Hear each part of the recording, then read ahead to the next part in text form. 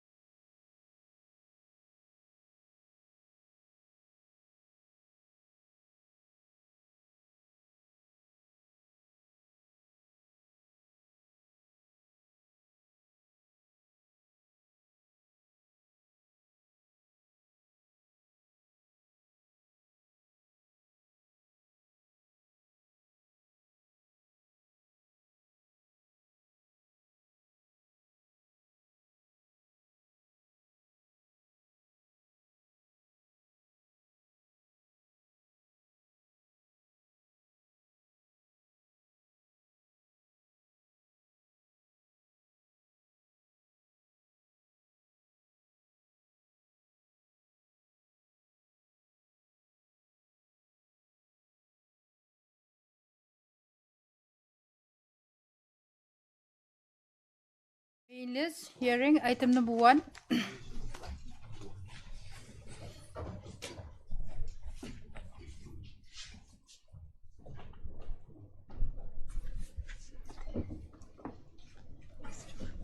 Yes, Mr. Kumar. Who is for petitioner? Mr. Chakravarti's opinion.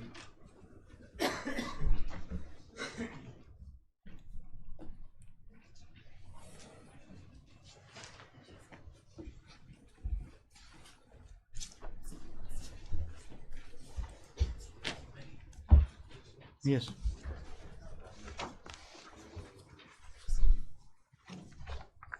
Yes, what is the case about?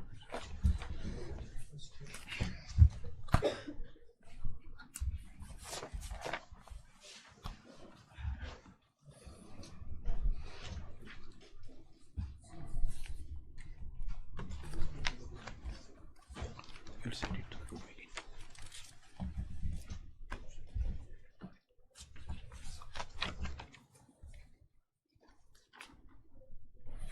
May I please, Your Lordship? Yes. Lordship, I beg to rely on my written submission, Your Lordship. You filed a written submission in this matter. Yes, Your Lordship. You first make your Yes, Your Lordship. verbal thing, then you will come to your written submission. Let me get the facts and all. Yes, I'll just read from my written submission, Your Lordship. Everything is written here, Your Lordship. I'll just read it Everything out. is written in your petition also. Yes, Your Lordship.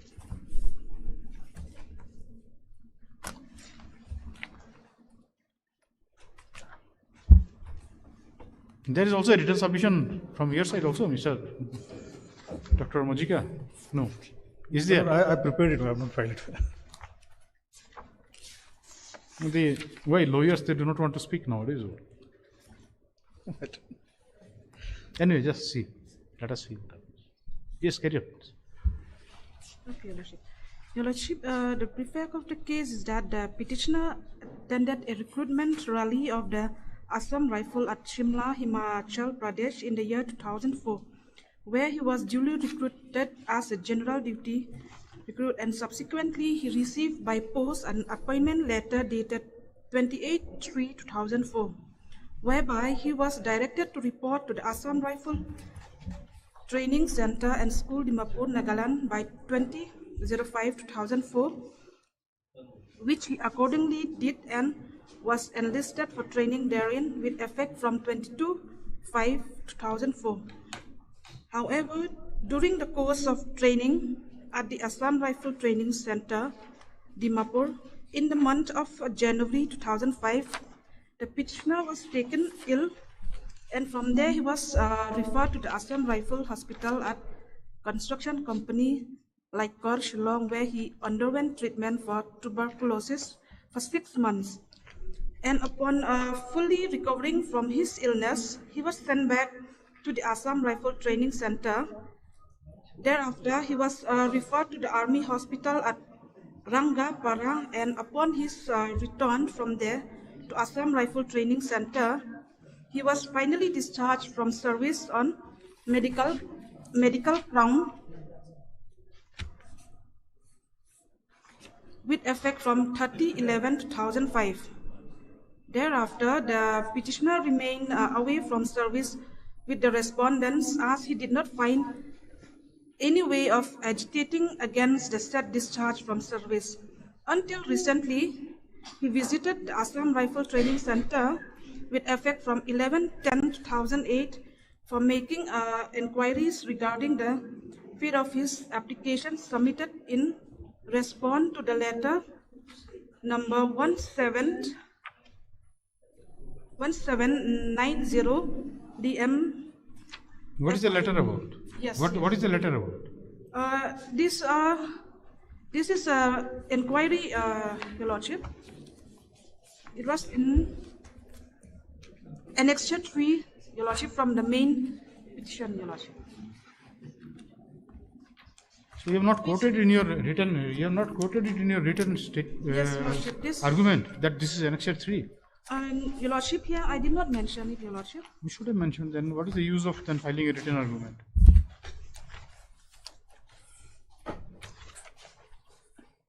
Page 15 and 16, Your Lordship.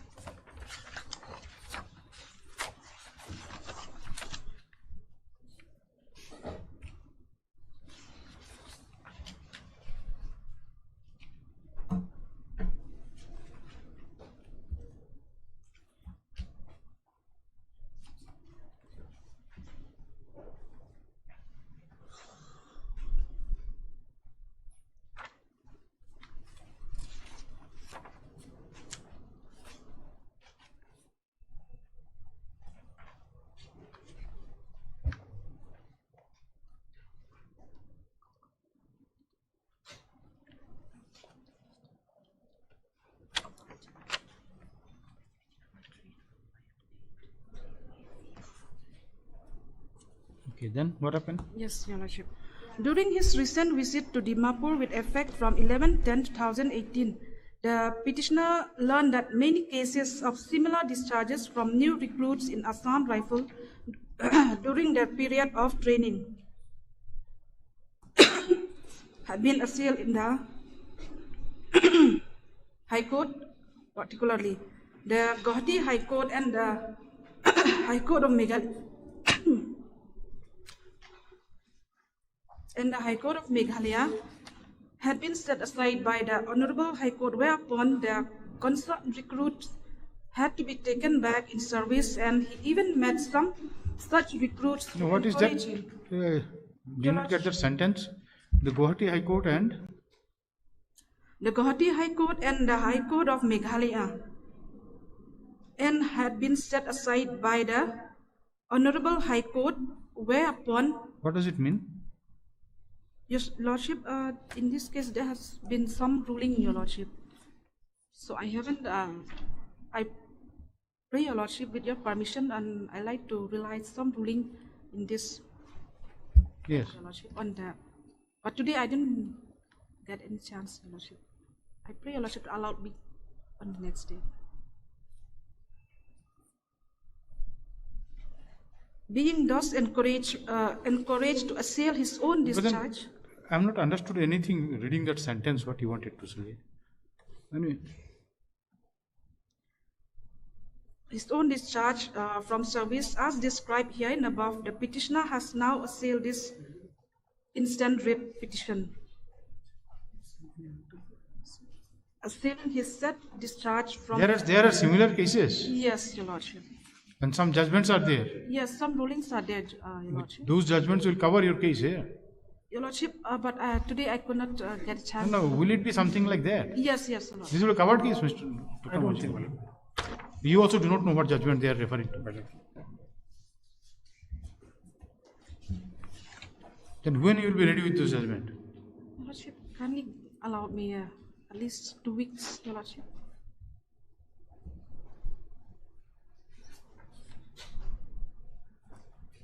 Yes, Dr. Saab. What? My lord, it was a very simple facts, my lord. He was selected for recruitment in Assam Rifles, my lord. After selection, they are taken as recruits, my lord. And once they complete a training of 18 months, my lord, in their Assam Rifle training center, then there's oath ceremony and they are attested, and then they become Regular. a rifleman, my lord. Here what happened, my lord, immediately after he joined the training, he complained of chest pain. Then he was diagnosed with pulmonary coach, which is a form of TB, my lord. And the medical board was constituted, declared him unfit for further retention service, and from the training stage itself, he was discharged, The normal thing which you do. my lord. Oh, my lord. And this was done in 2005, my lord. We are in 2023, my lord, 18 years down the line. And one of our pleas is that at this stage, my lord, because he has not completed the training, he just joined the training, my lord. At this stage, when he is 43 years of age, my lord, he cannot undergo the training at this stage, my lord. Even if lordship sets aside or finds any fault in that. That is one aspect. A delay of it about 13 years in approaching the court, my lord. And that is also another aspect. But then the thing is that he did not challenge. In 2005, you were discharged. My lord. And then he did not He challenge. didn't do anything. What made him to challenge it now? 2018 he is challenging, my lord. No, what is the ground? You And say it appears that this also they have come through legal aid, my lord. it's a legal admit. Legal aid matters. No. Why you did not challenge it for a long time? Any explanation?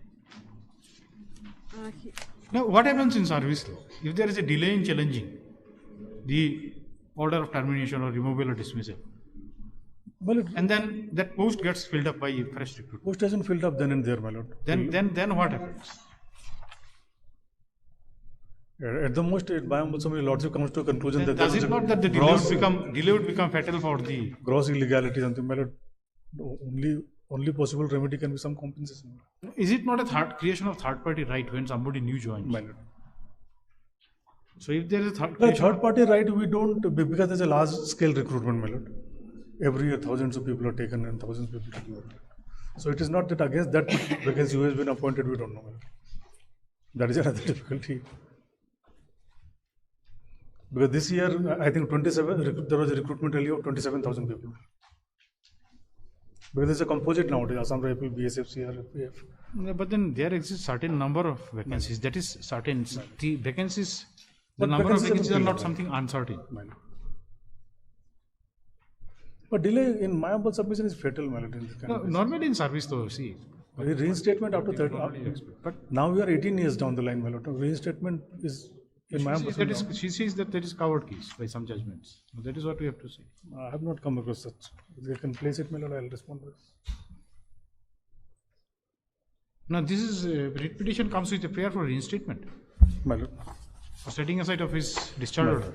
And allow him to continue his training, my lord. That is. Then what is the ground taken by him? What ground? Primarily on what ground?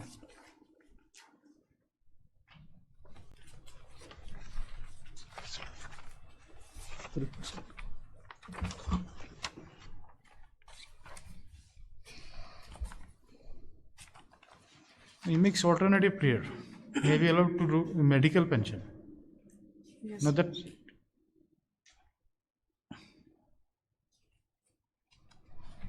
Here, Your Lordship, the petitioner was discharged on medical ground after being examined by a medical board, the proceeding, Your Lordship, and then which was annexed in the affidavit in opposition by Annexure 2, Your Lordship, filed by the respondents, clearly disclosed that instead of expressing their own opinion regarding the petitioner's disabilities, the board merely rely on the opinion of the medical specialist, thereby rendering the whole proceeding of the board as frivolous and infectious, leading to injustice upon the this you are saying after how many years? More than a decade. Your Lordship. Even your submission, even if you have some merits in your submission, that will be very difficult for the court to consider at this stage.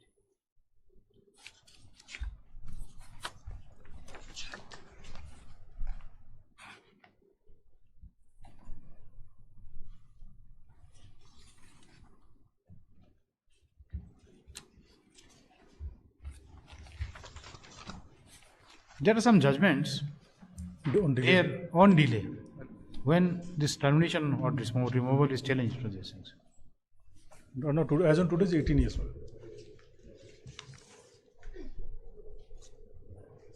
And then we will have it on some other day since Your Lordship, I'll try to. you bring all those things and we'll finish in what? Yes, Your Lordship. This is writ petition of 2018 and we're in 2023 Yes. and your discharge in 2005. 18 years.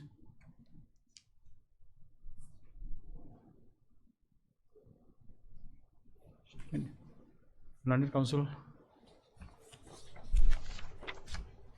MS East Long submits that.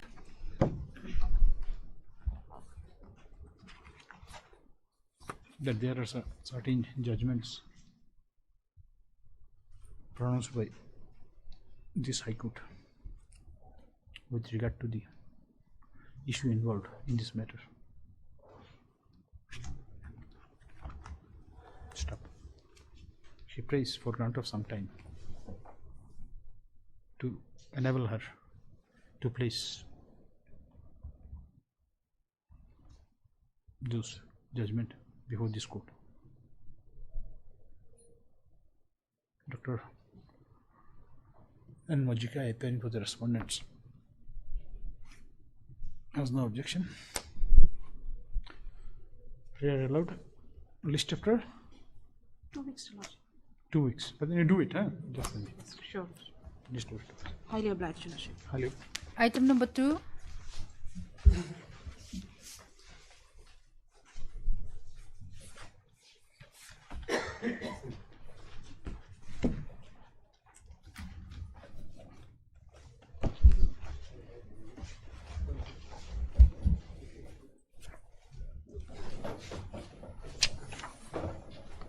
Yes, Mr. Dean. What is the matter? Well, this is a revision petition against the concurrent finding of both the trial court and the appellate court. Why revision? My lord, appeal was preferred. Then why it's a by way of revision here? My lord, in fact, this case was converted into revision petition, so far I remember. Oh, an appeal is not maintainable.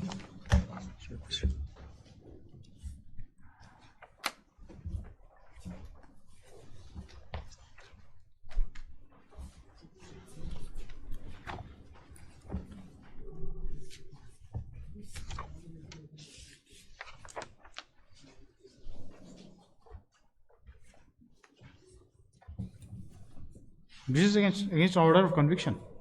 Conviction, my lord, and thereafter appeal was preferred. What is the sentence? Sentence is 1 month. 1 month and 1 month. fine of rupees 5,000. So it's not appealable. No, sir. No, it's appealable. Appeal was preferred. This was by Minister Court. This was appealable with session judge. Hence the revision. Well, this matter was finally heard. Hence why this, what happens if session court uphold?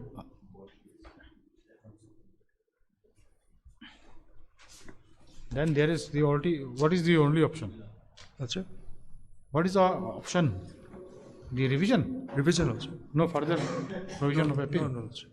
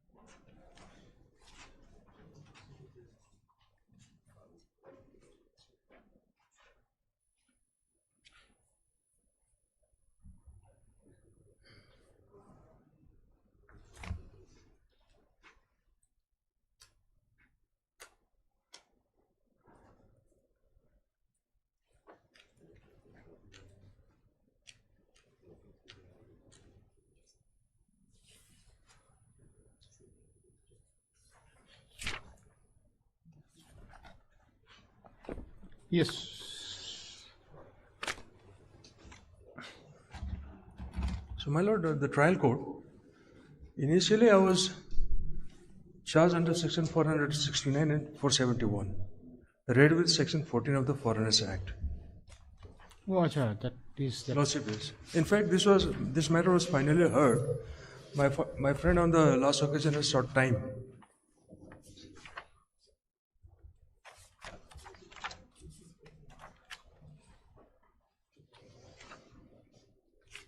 That is that Nigerian. Lordship, yes. Visa matter, Lord. Oh, that allegation of forgery was. Forgery. Lordship, yes. And that in trial, The he trial was court, acquitted of that charges of. Yes. forgery under IPC and convicted him under section Admittedly, 14. Lordship, I was arrested in the month of June 2012. And at that point of time, my visa was valid till October 2012. So another 4 months were left. So, my lord, this FIR was lodged purely on the basis of the facts and alleging that there was a suspicion that What is the FIR? visa was fake. FIR is Page 1 of the paper book, Lord. Page 1. That is a paper book. Yes, paper book is there. I did not see the paper book.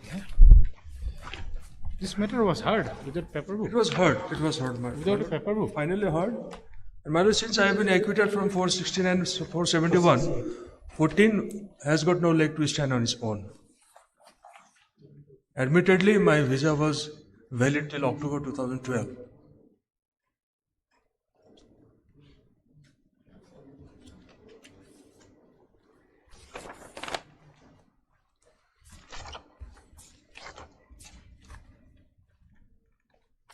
This page 1 is the FIR. What lordship is? Yes, page FIR. If my read, lordship. Yes.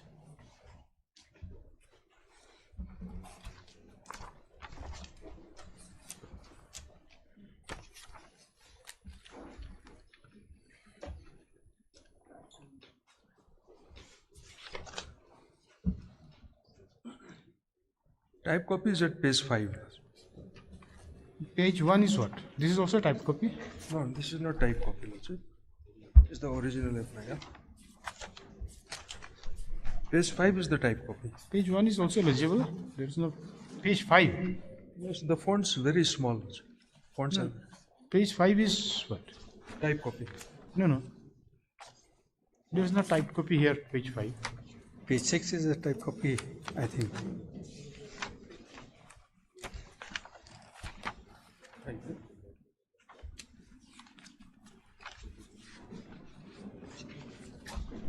Two, three, four. See? Right? This one. Five is just type copy is. No, I got this one.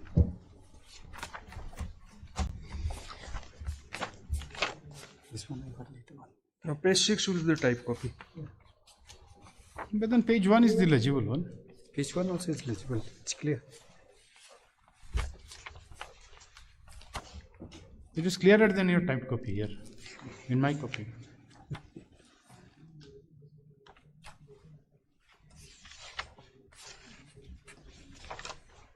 So, I'll read from page 1 also in that. Yes. If you have no difficulty, it's all right for you. Yes. To the officer in charge, Shillong Sadar Police Station, East Khasiel, Shillong. Subject legal action to be initiated against Mr. Godfrey Albert Decker, a Nigerian national, in connection with suspect forged visa.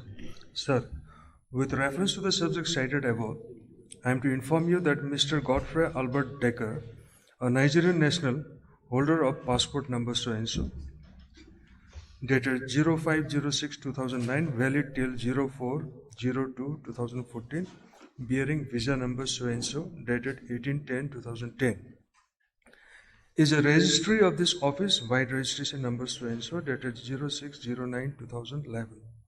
Currently playing from Mulki Football Shillong, the said Nigerian has obtained visa extension in 2 occasions from the office of the Foreigners Regional Registration Office, FRRO, New Delhi, duly signed by the Assistant Foreigners Regional Registration Officer, New Delhi, wide number so and so, dated 15/10/2010, and dated 15/10/2012.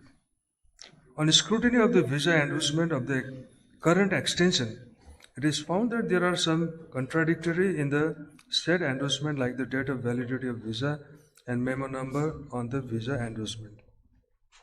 In view of the above confusion, this office has sought a clarification from the office of the FRRO New Delhi after visa endorsement on 18/6/2012.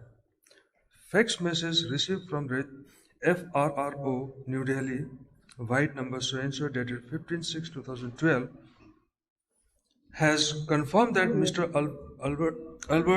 Godfrey Albert Decker has never registered with this office, and no such extension of visa was granted by this office. Moreover, the stamp which is affixed on the visa was also fake. In this connection, you are requested to initiate appropriate legal action against the said person as per law of the land, submitted for favor of your kind information and necessary action. FIR was lodged by DSP. Also, please. Then matter was charge sheeted. Charge sheeted, my lord. Where is the charge sheet then? Where is the judgment of the impugned judgment? My lord, this is a page. The first judgment of the trial court? My lord, this. It's at page 71. Judgment of trial court. 71.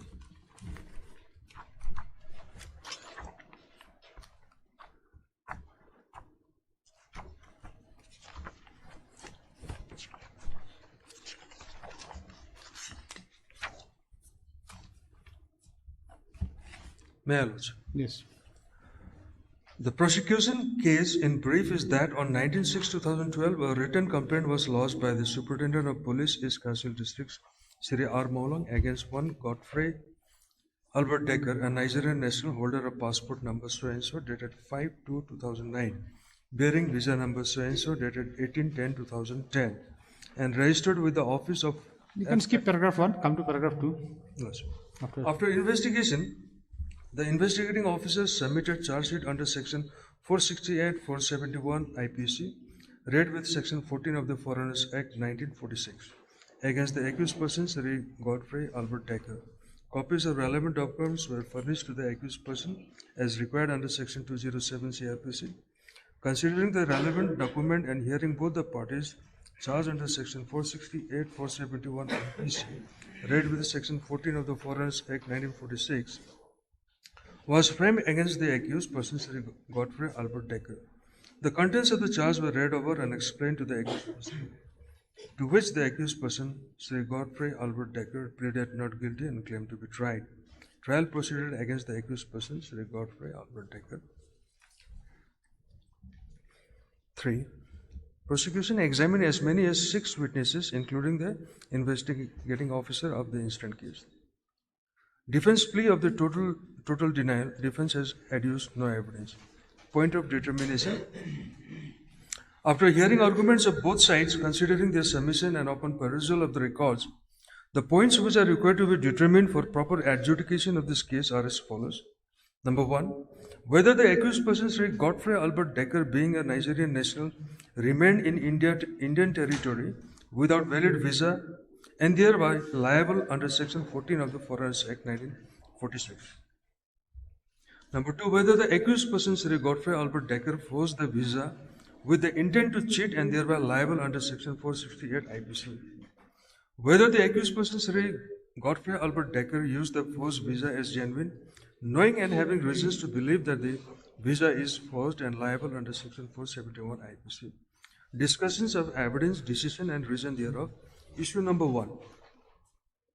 PW1 deposed that Godfrey Albert Decker, a Nigerian national, reported his arrival on 05/09/2011 at FRO Shillong. PW1 deposed that then the accused person got himself registered white registration number so and so, dated 06/09/2011, and his visa expired on 17/10/2012. PW1 deposed that then on 12/09/2011 he left Shillong for Guwahati, and then he reported back to FRO Shillong on April 2012. PW1 deposed that on checking the visa, it was found that his visa was extended by the Assistant Foreigners Regional Registration Office, Delhi, till 16/10/2012, white memo number so-and-so dated 15/10/2012. PW1 deposed that it raised doubt as because his visa was extended till 16/10/2012 and that of his granting of visa was 15/10/2012. One day prior to the expiry, PW1 deposed that then on 17 April 2012, the office seek a clarification from the office of the FRRO, New Delhi, white letter number so-and-so, dated 17 April 2012, about the date of extension and memo number so-and-so in the visa. PW1 deposed that then we received a reply by fax on 15 June 2012, white fax number so-and-so, dated 15 June 2012, stating that the visa was not issued by the office and the stamp is fake. PW1 deposed in his cross-examination that PW1 did not visit FRRO Delhi in person. PW1 deposed in his cross-examination that PW1 did not depute any staff to visit FRRO PW1. PW1 deposed in his cross-examination that PW1 complaint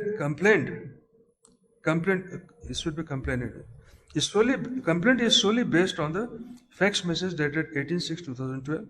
The evidence of PW1 is corroborated by the evidence of PW3. PW2 deposed that Exhibit 2 is the fax message so-and-so dated 15/0. Who is PW1? PW1 is who? And who is PW2? My lord, I'll come to that. Anyway, just proceed. We may come to the deposition. PW1 is the complainant. DSP. Yes. Para 7. PW2 deposed that Exhibit 2 is the fax message number so-and-so dated 15/6/2012. PW2 deposed that Exhibit 3 is the letter sent to the FRRO headquarters, New Delhi. Deposed that Exhibit 4 is the seizure list and Exhibit 4/1 is the signature on the seizure list. PW4 deposed that material Exhibit 1 containing 2 alleged fake visa of the body of the passport was seized in my presence. One residential permit issued by SP is Khasil and Foreign Registration Office was seized in PW4 presence. PW4 deposed that Exhibit 3 is the seizure list and Exhibit 3/1 is the PW4 signature. PW1 is in his evidence deposed that paper mark 1 is the residential permit issued by the Superintendent of Police and Foreign Registration Officer is Khasil District. PW5 deposed that PW5 finding in Exhibit 5 is that the supplied passport bearing number so-and-so was found to be genuine one. The visa bearing number so-and-so on page number 5 of the passport was found to be fake one. PW5 deposed that visa was found to be fake because it did not give fluorescence when exposed to ultraviolet light. PW6 deposed that during the investigation, PW6 have received the FSL report from FSL Shillong, and in the FSL report it is mentioned that the visa is a fake one but passport is genuine. PW6 in his cross-examination deposed that Mr. Celestine may also be accused person as he was named by the accused in his statement before me, but accused person is also equally involved in the case as he must be knowing that such person is involving in making fake visa. PW6 in his cross-examination deposed that PW6 had seized the fax message from DSP East Kashmir, which was sent to him by the FRRO Delhi. This court perused Section 2A of the Foreigners Act 1946 defines foreigners as follows. Clause A of Section 2, foreigners means a person who is not a citizen of India. This court perused Section 14 of the Foreigners Act 1946, which reads as follows. Section 14, penalty for contravention of provisions of the Act, etc. Whoever, number A, remains in any area in India for a period exceeding the period for which the visa is issued to him. I fall under A. B. Does any act in violation of the condition of the valid visa issued to him for his entry and stay in India or any part thereunder? C.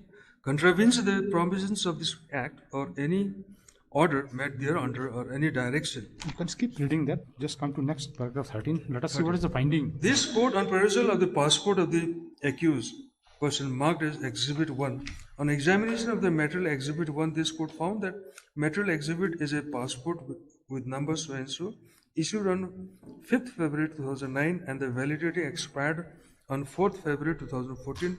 Material Exhibit 1 reflects that accused person Sri Godfrey Albert Decker is a Nigerian national and thereby not a citizen of India as defined under Clause A of Section 2 of the Foreigners Act 1946.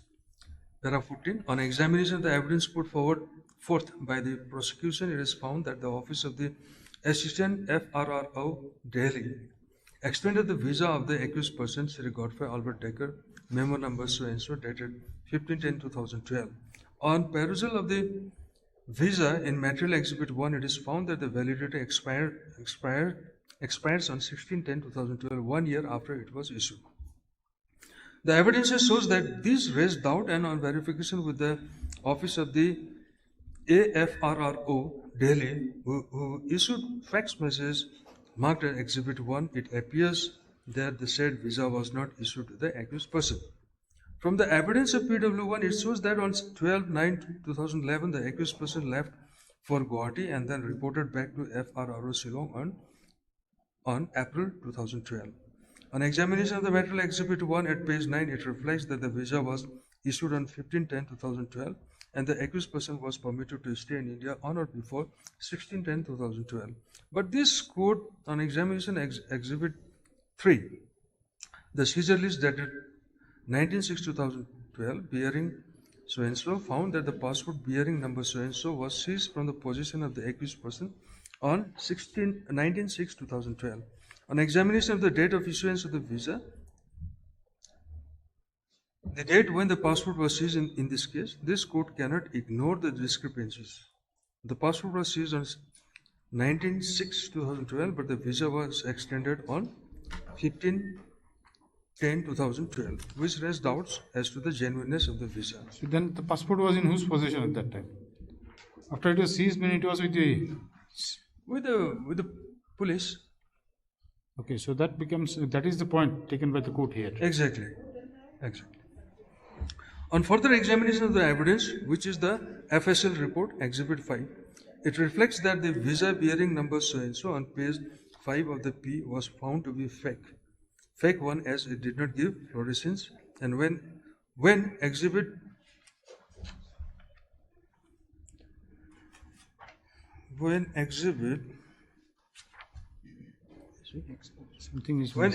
exposed to ultraviolet light.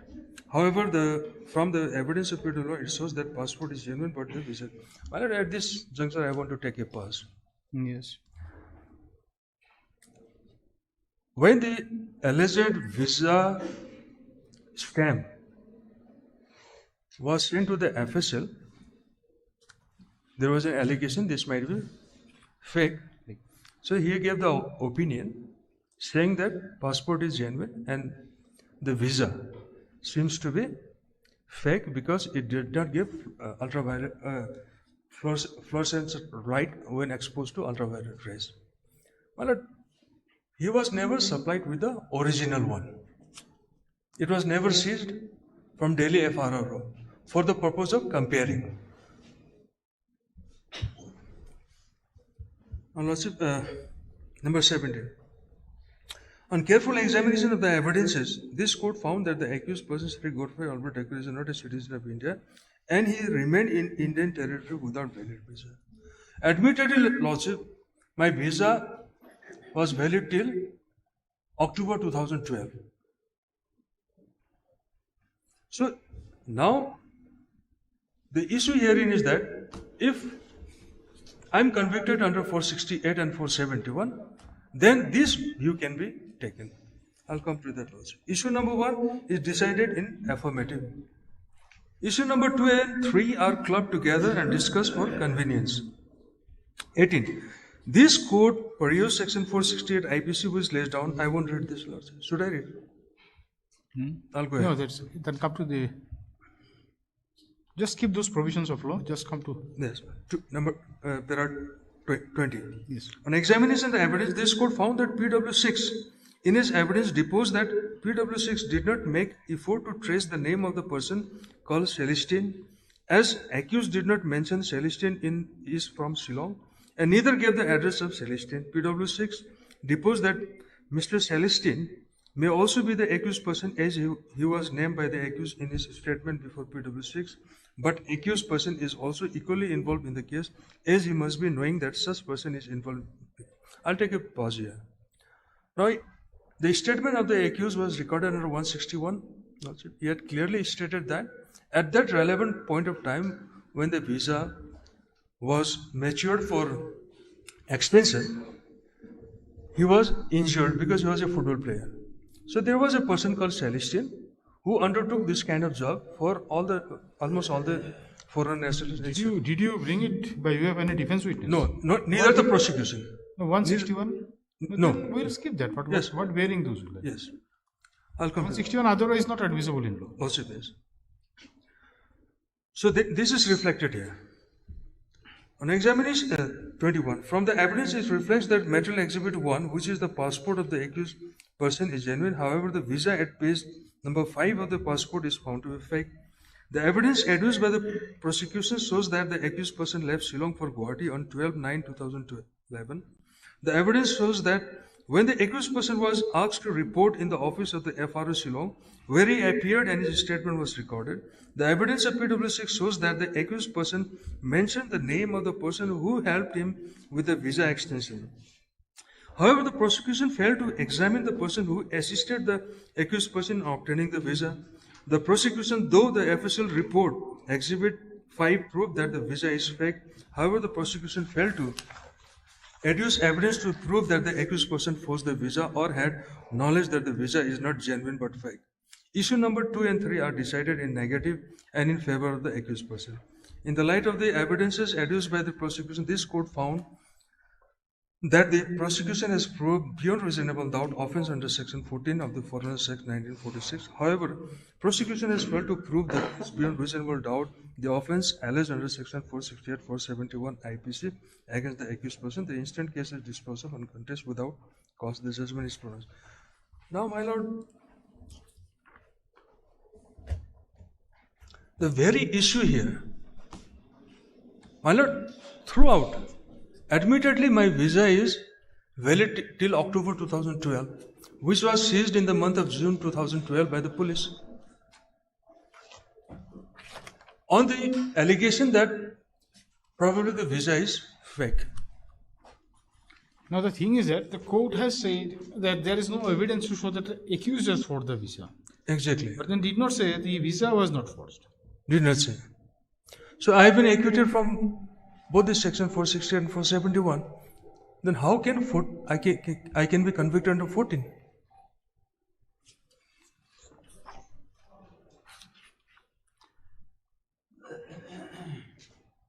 This judgment, we do not know. This is something.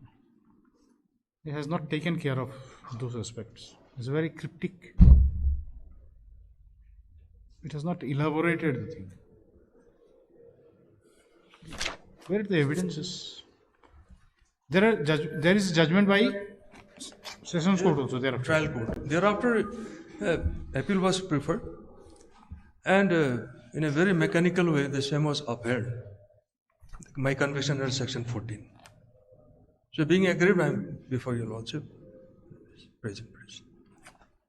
Where is the evidence? This is something.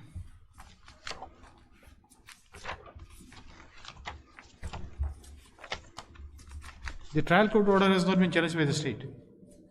No.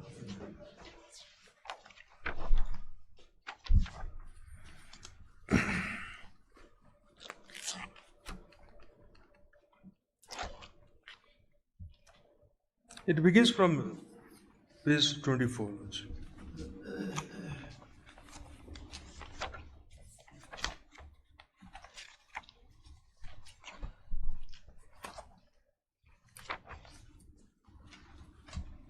May I read? This is 24 is 161 statement, not evidence. 161, sorry.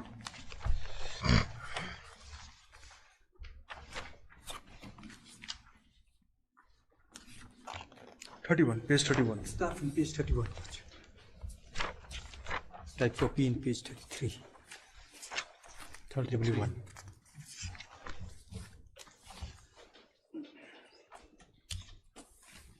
Yes. May I lodge? PW1. I am the complainant in the instant case. I have received someone to appear before the court today. Godfrey Albert Decker, a Nigerian national, reported his arrival on 5/9/2011 at the FRO, Shillong.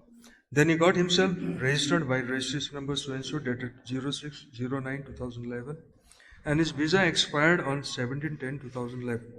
Then on 12/9/2011, he left Shillong for Guwahati, and then he reported back to FRO Shillong on April 2012. On checking of his visa, it was found that his visa was extended by the AFRRO Delhi till 16/10/2012 via memo number so-and-so dated 15/10/2012. It raised doubt as because his visa was extended till 16/10/2012 and date of his granting of visa is on 15/10/2001, 1 day prior to the expiry. Then on 17 April 2012, the office seek a clarification from the office of FRRO, New Delhi, via letter number so-and-so, that is 17 April 2012, about the date of extension and memo number so-and-so in the visa. Then we received a reply by fax on 15 June 2012, via fax number so-and-so dated 15 June 2012, stating that the visa was not issued by the office and the stamp is fake. Then I submit a letter to OC, Sadar Police Station, white number so-and-so, dated 19 June 2012, requesting for taking necessary action. And in the meantime, the office informed the Joint Secretary, Ministry of National Affairs, Under Secretary, MAHA, New Delhi, white letter number so-and-so, dated 19 June 2012. Exhibit 1 is the FIR filed by me, and Exhibit 1 by 1 is my signature. Cross-examination. I did not visit the FRO Delhi in person. I did not depute any staff to visit FRO Delhi. My complaint is solely based on fax message dated 18/6/2012. We do not have any immigration checkpost in Kashmir district. Any witness was examined from that No, regional registration No, office? no, never. Nor the original Not was cited in the list of witnesses also? No. Hence this cross. From Foreigner Registration Office Shillong, the PW3, Query is something PW3 else. deportation. From Delhi. Anyway, we'll continue in the second half. Yes. It is as it is. Keep it as it is.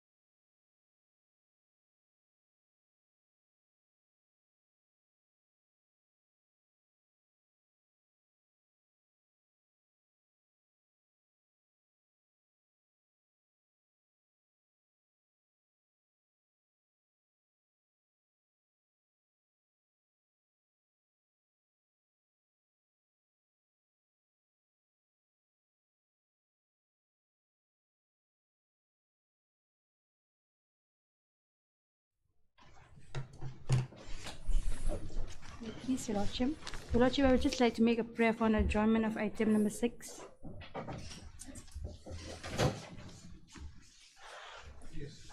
Your Lordship, the conducting council has some personal difficulty, Your Lordship. Pray for 2 weeks' time, Your Lordship. 2 weeks' time.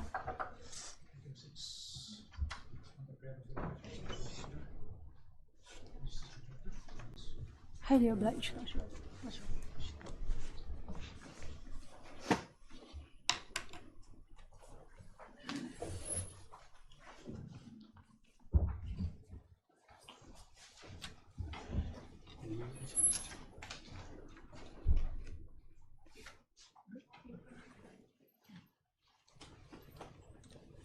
My lord, we are at page 42.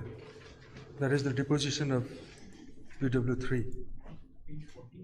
42.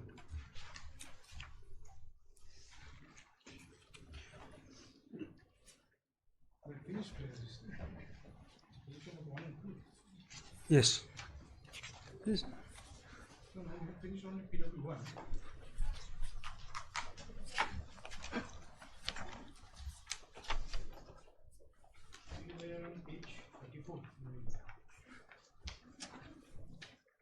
My lord, I'll come to page 36, PW2, seizure witness.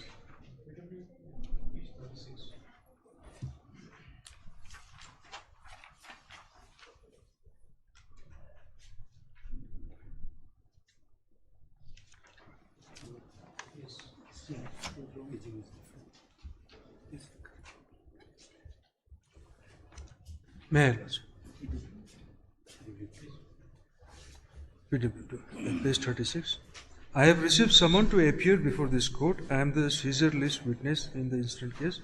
Exhibit 2 is the fax message number so-and-so dated 15/6/2012. Exhibit 3 is the letter sent to the FRRO headquarters New Delhi. Exhibit 4 is the seizure list. And Exhibit 4/1 is my signature on the seizure list. Cross-examination. The seizure was made in my presence, but the complainant was in the other adjacent room. The seizure was made in the FRRO Shillong. I did not see a copy of the seizure being given to the complainant. I knew that seizure article seized in my presence. That is how I put my signature in verification of the same. Page 37. Also, I'll take your lordship to the typed copy. It's 41, page 41.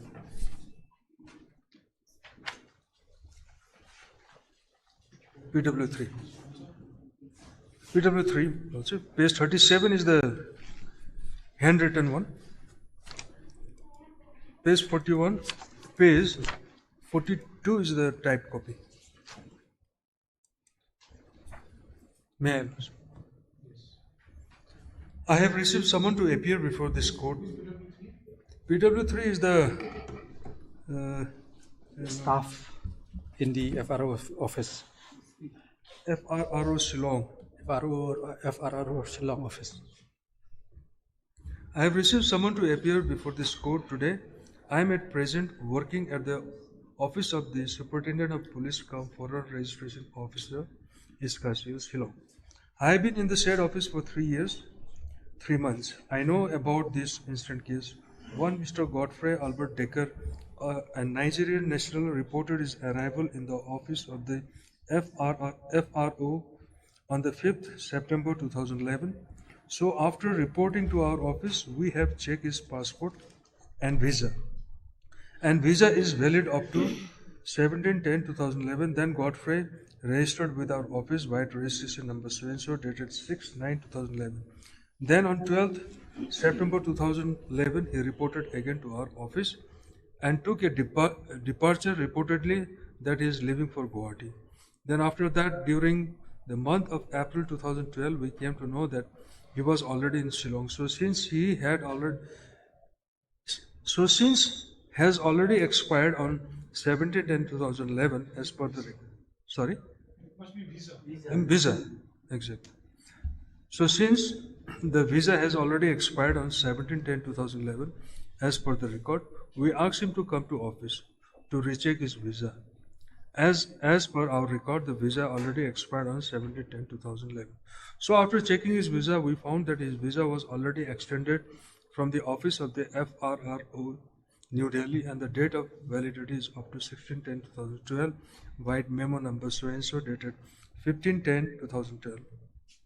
So after checking his visa, there was some doubts that since he has reported to our office on 17/4/2012, but the date of the memo number granted for visa was on 15/10/2012. So again, we have verified that the stamp which has been extended in the year 2011 and 2012 from the same office of FRRO New Delhi, there was a difference with each other. Since there was a lot of doubt, so we sought a clarification of the FRRO New Delhi and wrote a letter on 17th April 2012 seeking clarification on the above extension of visa and the stamp of FRRO affixed on the visa. So on 15/6/2012, we received a reply by fax number so and so dated 15/6/2012 indicated that this above mentioned subject was not registered with the office and the stamp affixed on the visa was fake. So page 44 is the continuation. 44 is the continuation. It's 44. Registered with the office and the stamp affixed on the visa was fake and the visa was not issued by the state office. So in this connection, our DSP Sri R.S. Mawlang lodged a complaint with the Shillong Sadar PS. Exhibit 2 is the letter sent by our office to the FRRO New Delhi at New Delhi for clarification of the extension of visa of Mr. Godfrey Albert Decker, and also the fax message received from the FRRO Delhi. The passport is material exhibit 1 of Mr. Godfrey Albert Decker. Cross-examination. There is a foreign registration office at Shillong. Every state have FRO and FRRO office, and their function is same. That is registration of foreigners. The FRO in Shillong has the authority to give visa extension. My lord, this line will be very important later on. In case Lordship decides that my acquittal, then I have to be given extension of visa. And they are the authority. The FRO in Shillong has the authority to give visa extension to foreigners. In the present case, the visa extension should be given by FRO office Shillong. After we have checked the passport visa of Godfrey Albert Decker, we found that the visa was extended by FRRO's office New Delhi. I personally had doubt about the genuineness of the visa extension, and as such, I reported the matter to my officer. I did not find any doubt about the passport, and as such, the same is genuine. No one was deputed to Delhi FRRO office, and the communication was only through letter. We did not have any set of procedure to determine the genuineness about the visa extension.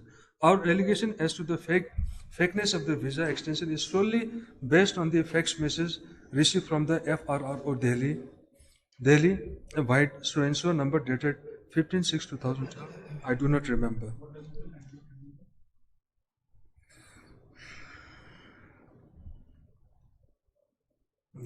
I have failed to understand also. On 26/2012, the police recorded my statement, and I have stated in my statement that accused person had gone to Guwahati on 12/9/2012. I never seized the documents belonging to the seized accused person. The said documents were seized from our office. I do not remember being present at the time of the said seizure. The FRRO office, New Delhi, just sent us the fax message stating the visa extension to be fake, including the office seal. However, the said office did not send any sample of the genuine and original official seal. It is not a fact that I had a prior discussion, next page, with my senior before coming to depose before this honorable court. It is not a fact that I have known nothing about the case. It is mandatory for all categories of visa holder to report to our office about their entry except the tourist visa holder. It is not a fact that it is not the duty of the hotel's guest house to report to our office to inform about the entry of foreigners in their guest house register. The alleged accused in the instant case had voluntarily and physically appeared before our office to report about his entry into the state. and I could observe that the accused person was in possession of employment visa. So he had reported on his own. Well, as page 47 is the deposition of PW4. It is handwritten. Type copy is at page 49.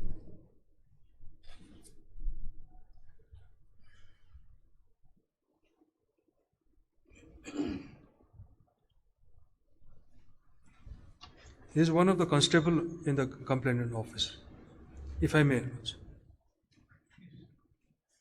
And I do not remember, Lordship, in the handwritten copy it has been cancelled. I do not remember that. I do not remember it has been cancelled in the handwritten copy. Yes.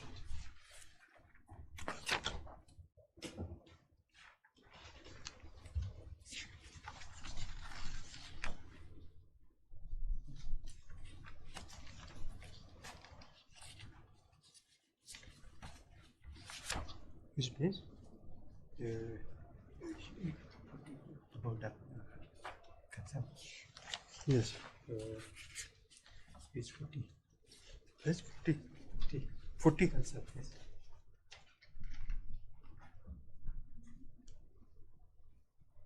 Consent. Consent with the cross with the. No, nowhere. Oh. Yeah, probably. I do not remember. Lordship had rightly pointed that out. I think in the handwriting format it is cancelled. Page 49 also, that is the deposition of PW4.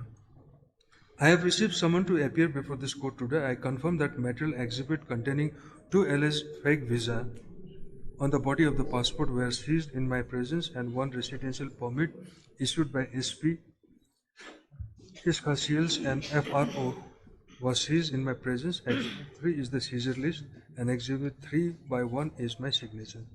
Cross-examination.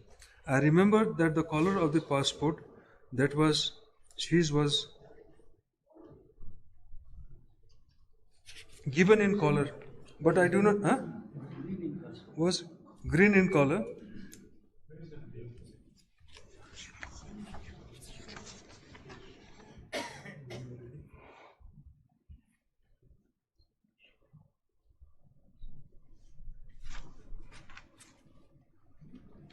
Lordship, in handwritten, page 47, probably that was by mistake. I remember that the color of the passport that was seized was green in color.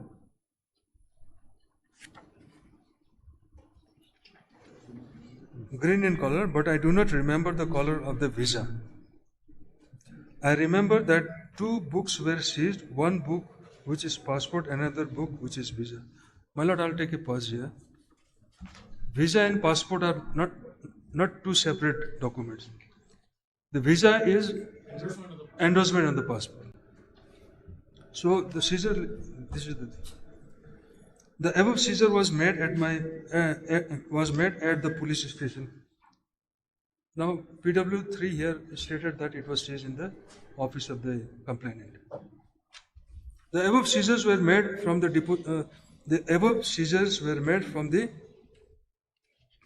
should be possession laws. If there are many mistakes, then I think you should check with Mr. Arun before you proceed further. This report also will be confused. My lord, subsequently if some more comes, my lord, I'll... There are already enough. You check it and then just do the things. If there are this kind of mistake, then... Or I may be allowed to read from the handwritten. For you, it's okay, but that's what against the report. If Lordship pleases.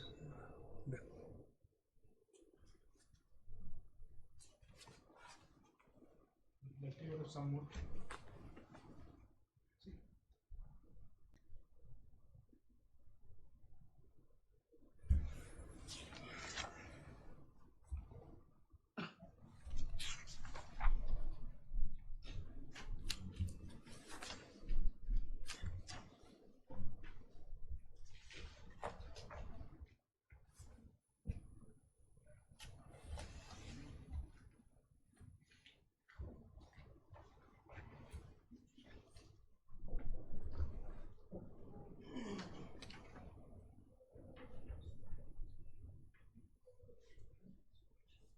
Should I proceed also?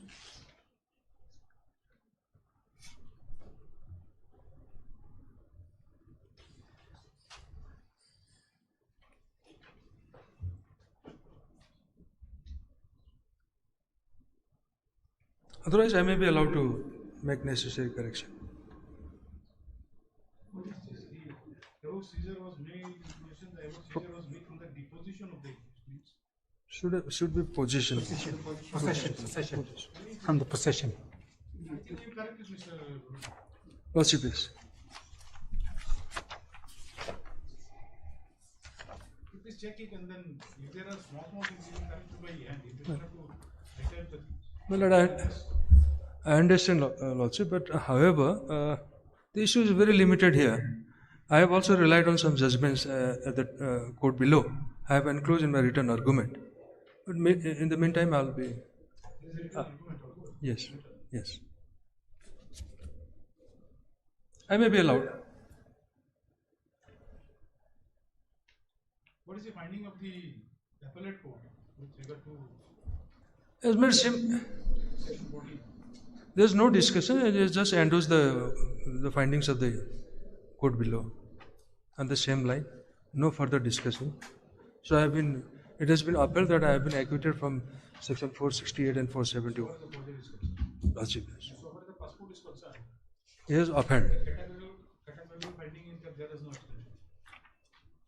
There is no finding to that effect, Lordship, for the fact that in the deposition of the IO, she has clearly stated that no similar specimen was brought for the purpose of. Now, my lord, FSL has found that when the seal that was endorsed on the passport, he gave an opinion that passport is genuine, but the visa is fake. On the ground that when it was exposed to ultraviolet rays, no fluorescence was emitted. Now, from where he has come to this finding? Because the original was never given to him. FSL, how come the original? Without original, how it is? Exactly, that is the case here. And the IO has stated that I never seized that, never brought to the court. Court also did not deem fit. Passport and visa is not different, no separate. Is it the same? No. Passport, Visa, it is pasted in the passport. not pasted.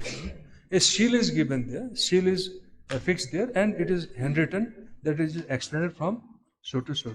In the passport itself. In the passport, sir. Here the issue is Not two separate. no, It is two pasted separate. in the passport. One document. The visa is only the endorsement. Endorsement. Endorsement and They found that the seal, that the visa was extended on 3 occasions. Now the seals they found that were different, somewhat different.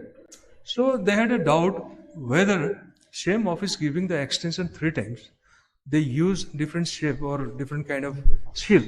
They had a doubt and had written a fax message. And in reply, they got that it was never issued and the seal is not from that office. But the IO never thought it fit to visit the FRO daily and seize the original visa before sending my passport to the FSL Shillong for the purpose of finding his genuineness. Because he should have been provided with the original and the LS fake one for the purpose of comparison. And on that exact point, I have relied on some judgments, it is in my written argument, which says that specifically the ratio of the judgment is that when it comes to allegation of fakeness on some level or seal, then the original has to be provided for the purpose of comparing, even for the scrutiny of the Honorable Trial Court below. That was never done. Now the second factor here also, that under 161, the accuser clearly stated that I was injured and then there was a man called Celestian. And the IO in our cross clearly states that I did not think it necessary to examine him because I was not provided with the address by the accuser. Now these are also but however, also for the satisfaction of this honorable court, I'll do the necessary correction in the type.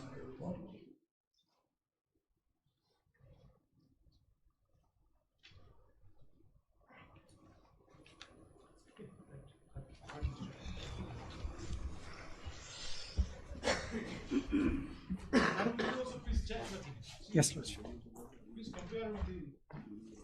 With the yes, Lordship. Yes, I'll do it.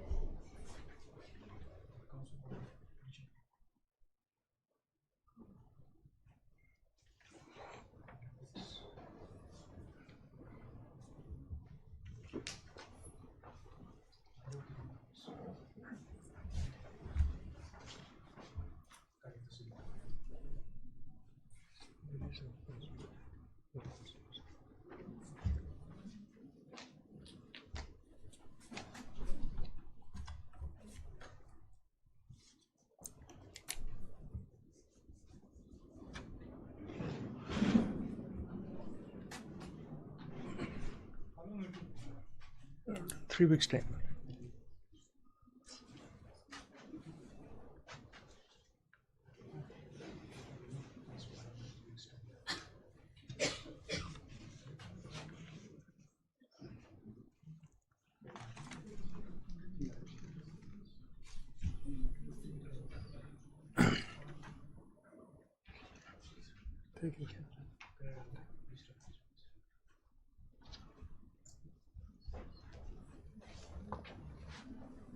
According to you, issue is confined to Lordship, yes. Once I have been. it seems like the trial court has taken up the allegation under section 14 That is very surprising, Lordship. without giving determination, without giving a finding on Exactly, yeah. That is my point. determining other Lordship, yes. Lordship is well aware. Lordship. vice versa. Who should have taken up first? Lordship, yes. In fact, Lordship is an authority on this kind of criminal matters, Lordship. That I know. So once I have been acquitted from the mischief of section 468 and 71, See, if you go by the language of the trial court did not find you to be involved in the project. But then at the same time, there is no finding so far as section 14 is concerned. exactly. Now, admittedly, Regard to the fact that whether the extension of the visa was an outcome of the project, or there was no extension. exactly. Lordship, after this correction is completed, Lordship, I'll also give my reply, Lordship. Lordship. Deeply obliged. Obliged, Lordship. Item number 4.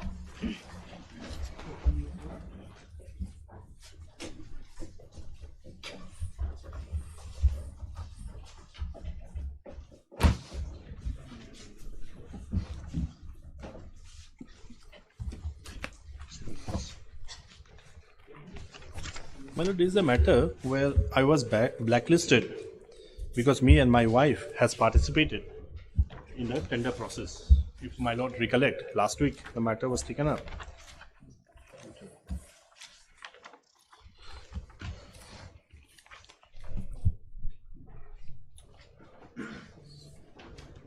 So, my lord, I have prepared one synopsis in a chronological way, where the list of dates, my lord, I have given the list of dates. Yes, I have supplied. Yes, on the side. My lord, here the limited question which my lord need to decide is this: if my wife participate, whether it is mandatory for me to declare that my wife has participated, and if my wife participate, my lord, whether I can be blacklisted for that. For suppressing them. For not exactly for suppressing, they said there is a collusion, my lord. There is a collusion. So on the last occasion also I have insisted for the record. My friend has Records are with me, my lord. I have the is having the record. And on the last date, my lord has said to submit a synopsis, list of events and synopsis. So we have given, my lord. The points, if my lord may kindly see the synopsis, the points which is required to be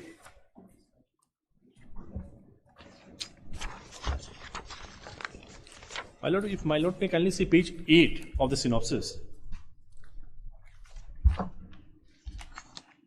These are certain points which my lord has to decide.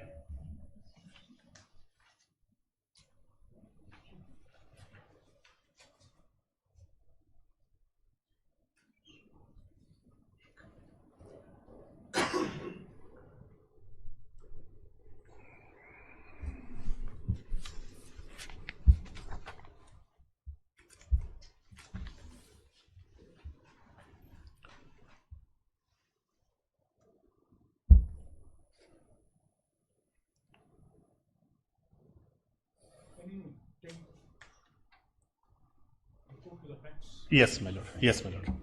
On 26 September 2018, my lord, DG Assam Rifle, on behalf of the President of India, my lord, has invited tender, my lord.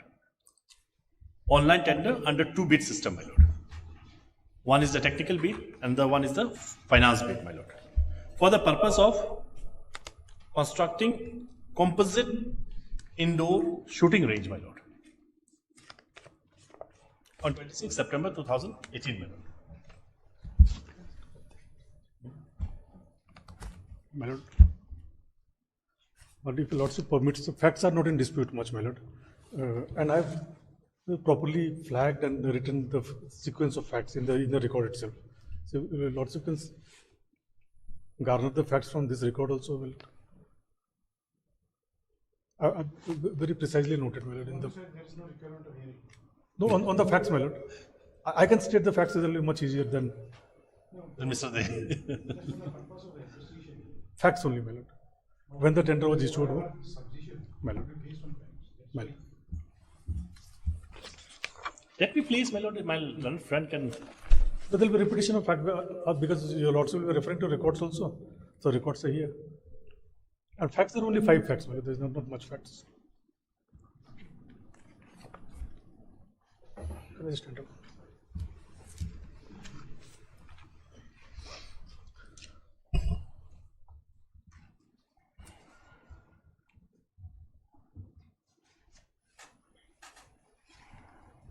My lord, those green flags, the lordship should start from the last one, my lord. I marked as flag A here, my lord. It starts from like E, the first. The last one is because the records are maintained on the reverse way. So you have to start from A. From A, my lord.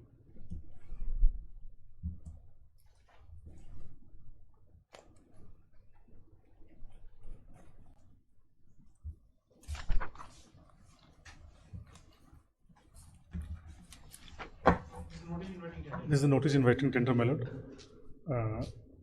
Dated 26/9/2018. I mentioned there, my lord. The last date of submission was 28/10 and the opening of tender was on 30th/10/2018, my lord.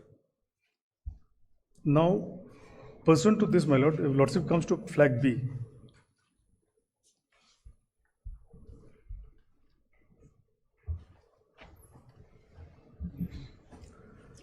Four parties participated, my lord.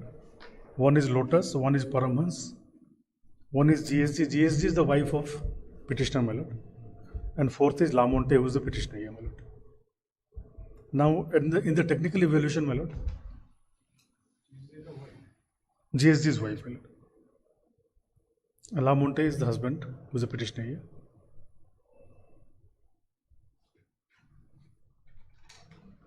So, my lord, in the technical evaluation, Lotus was disqualified, my lord. So now only 3 were left, my lord, in the fray. Then what happened? There was a requirement of presentation, my lord. That they have to give a presentation that what will be the type of gun and what will be the type of targets. Because this was automatic shooting range, my lord, for the training of the Jawans, my lord. Well, normally one is open shooting range, my lord, where they actually fire. Here this was some kind of animated indoor, my lord, for training purpose. So all three of them, they came for with a detailed project report, and they were called on one particular date. All three of them, they came. Flag C, if Lordship kindly turns.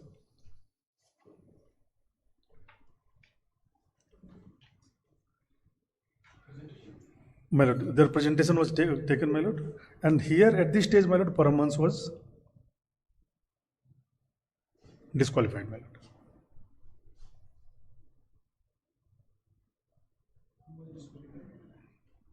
Paramhans.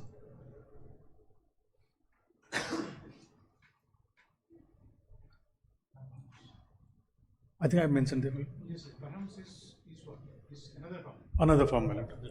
Subsequently, he filed the complaint before, and that's where all the problems started. So at this stage, Paramhans was disqualified, my lord, and a decision was taken that only two are left now, my lord, GSG and La Monte, husband and wife. Till then, it was not known to us, my lord. Then flag D, my lord, your lordship kindly sees, is the financial bid. Lordship will see La Monte is quoted 18,79,000 and GSG quoted 18 crore 90 lakh. So, my lord, the price difference is so small, my lord, they're very close to each other.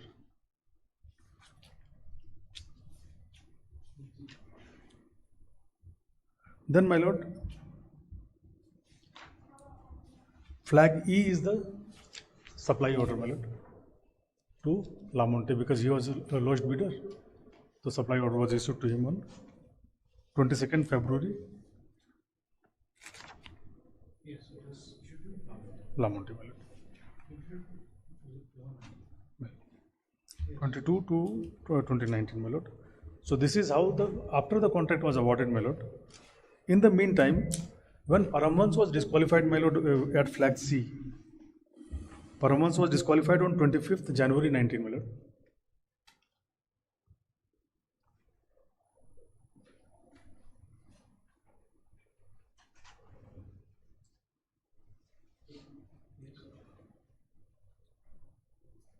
The Paramhans submitted a complaint to Ministry of Home Affairs, my lord, on 12th February 2019.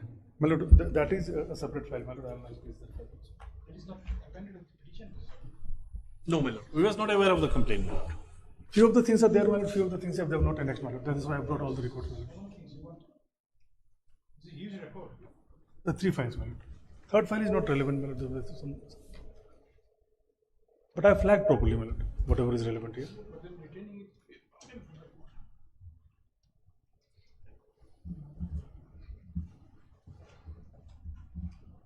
You start from one. Flag 1, my lord.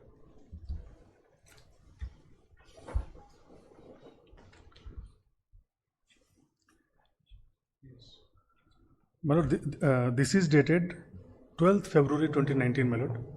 This was submitted to ministry. We at Assam Rifle received this on 19th February, my lord. Now here, my lord, Paramhans has lodged a complaint with the ministries aggrieved with his disqualification. But in this complaint, nowhere he has mentioned that these two bidders are husband and wife. So this is only a representation, not a complaint against the petitioner. This is sort of complaint, my lord. Representation come complaint, my lord. Submitted to the ministry. If he doesn't say anything about the husband and wife, He is saying that he has been illegally disqualified. That is his case. Because he was technically disqualified. disqualification by the department. My lord. Disqualification by the department, but No accusation against the petitioner or his wife in this. first complaint, no, my lord. There are how many complaints? 3 complaints they filed, my lord. Now then after this complaint is filed, what happens? My lord, after this complaint was filed, he files a second complaint on 13th March, that is flag 2, my lord.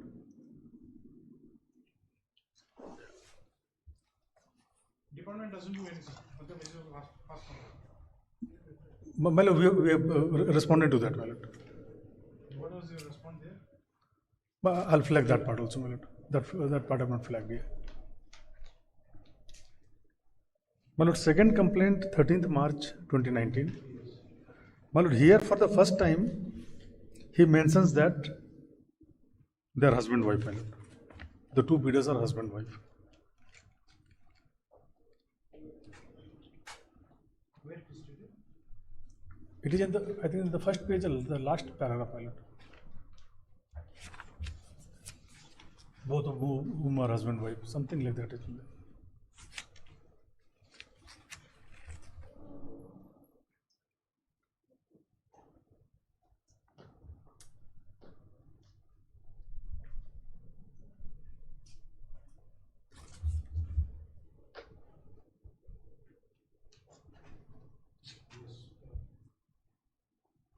Is there, Lord? They are closely related. That is what it says. It reads, in addition, according to our sources and info gathered by us, an owner of L1, Yes, yes. L1 farm, the tender is a proprietorship owned by Mr. Bhupinder Singh, and L2 is owned by Mrs. Jasvinder Kaur, are closely related to each other. My lord. That is what it says. I think husband-wife is also there, my lord. I may just. Please note that.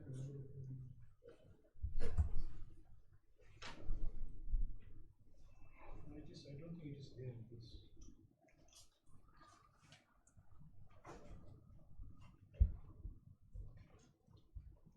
Any other file is there?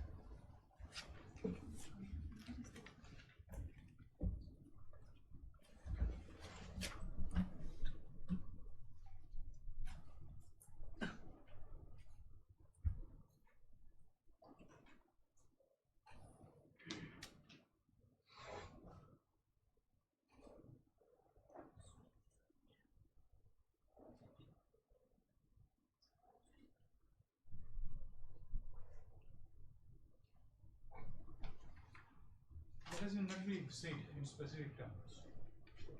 Then what happens? My lord. Then third flag is, my lord, the third complaint now, dated 6th May 19. What is your reaction to that second complaint?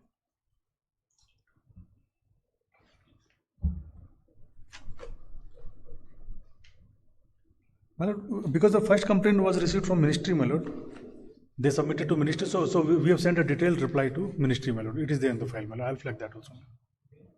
This will not be very much, will be very much relevant, this reply and all. But then it is not that they are entitled to some copies of those notes. We have never been supplied with this. We do not want intend to see it also now. My lord, the case here, my lord, is this, my lord. The term of the tender, Appendix L. If my lord goes to Appendix L, whether that bar my wife to participate in the tender process or not.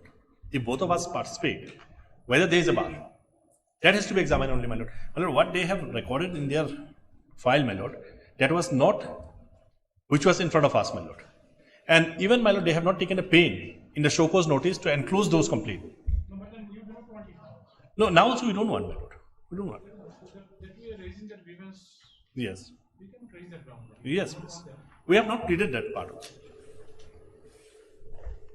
Then your next third complaint is Third complaint is dated 6th May 19, my lord. In para C, my lord, again there is allegation of husband-wife, my lord. against to the Home Secretary. Again to the Home Secretary, my lord.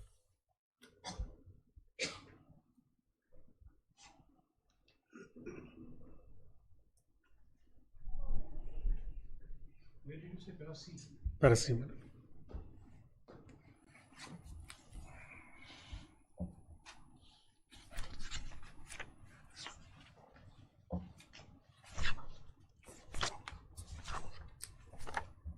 Who the husband? Yes. So, my lord, based on these circumstances, my lord, we issued a proper show cause notice to him. And there he, in fact, admitted, my lord, that is annexed with the writ petition, my lord. Is there in the petition also? What for record or specifically for? My lord, their allegation was that, my lord, in the first complaint, because the supply order was issued on 22nd of February 2019, my lord. This is a relevant date, my lord. Their allegation is that in the first complaint, which was submitted on 12th February, before supply order, we knew that they are husband and wife, still we proceeded and issued a supply order. That was the case of Mr. Dev. What is the basis of their saying? Purely an assumption. No, That that is is not a correct fact what my friend is submitting. The correct fact is this. This is not the first time that you have participated in a tender process. Earlier also you have participated. Like two farms. In two farms in a tender process, my lord. At that point of time, they have never raised any alarm, or they have not objected, or they have not disqualified.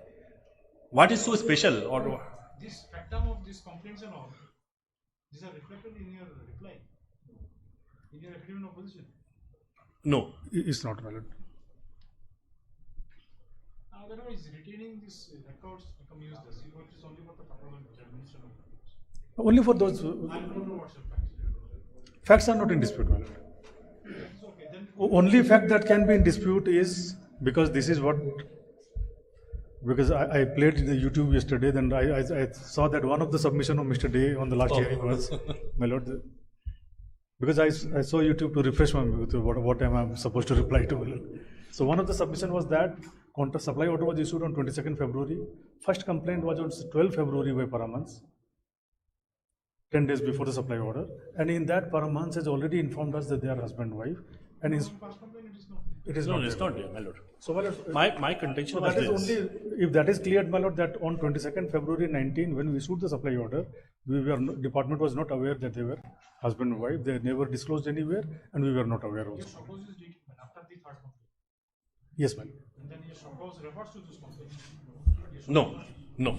My lord, may kindly come to the show cause notice. Page 39, my lord. In your affidavit, have you taken a stand that you have issued the suppose notice on the basis of the complaint made by the other participating party? My lord, I'll just refer to that one. Please. My lord, may kindly come to page 39 of the red petition. I will like to take my lord to the first show cause notice. Is of 3-point show cause. My lord. My lord, page 39 as pointed out on 25th February 2020, my lord. That is our page 39 of the red petition, my lord.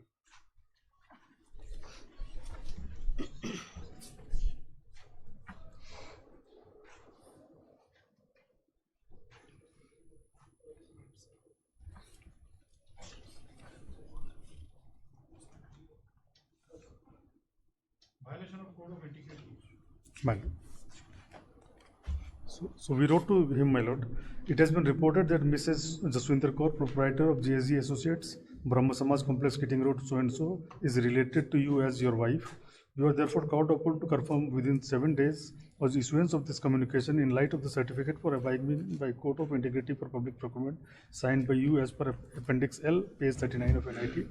In case no response is received by the end of 7 days of receipt of this communication, the report of so and so is your wife will be deemed as confirmed. So he replies to that, my lord. He replies and he admits that in the first para itself, my lord. My lord, after he confirmed this, my lord, we issued a proper show cause notice, my lord. That is at page 42. Page 42. My lord.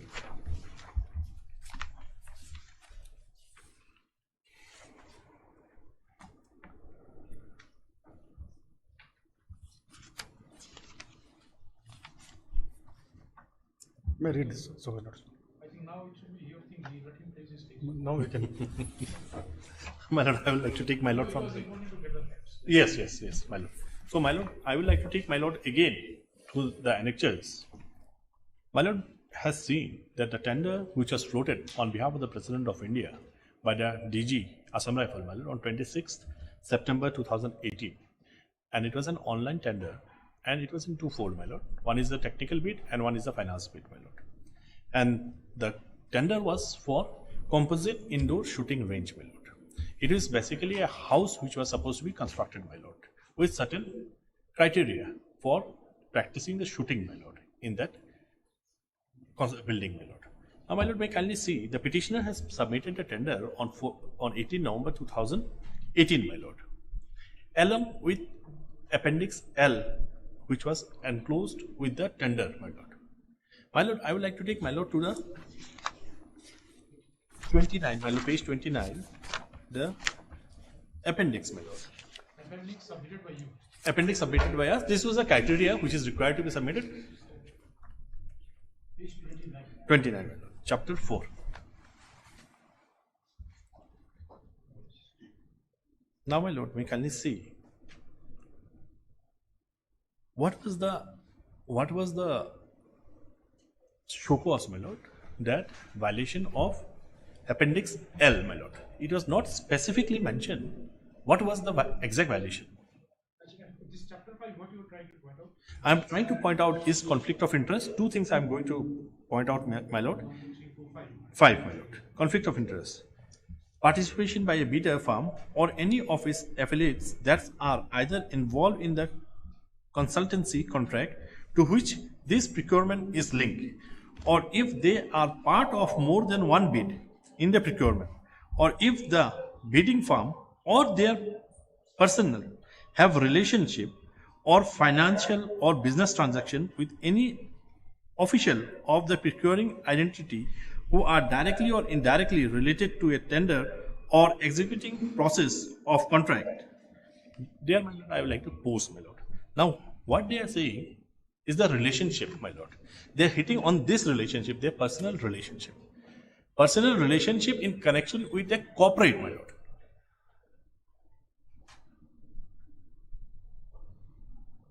It is not that, my lord, husband and wife, they have specifically said that husband and wife cannot participate. And in this appendix, my lord, there is no mention. What do you mean by on or their personal Relationship? They or their staff, my lord. Having personal relationship in connection with the corporates, my lord. In connection with the company, my lord.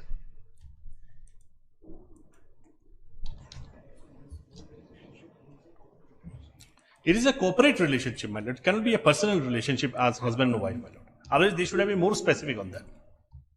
And my lord, we kindly see Appendix L.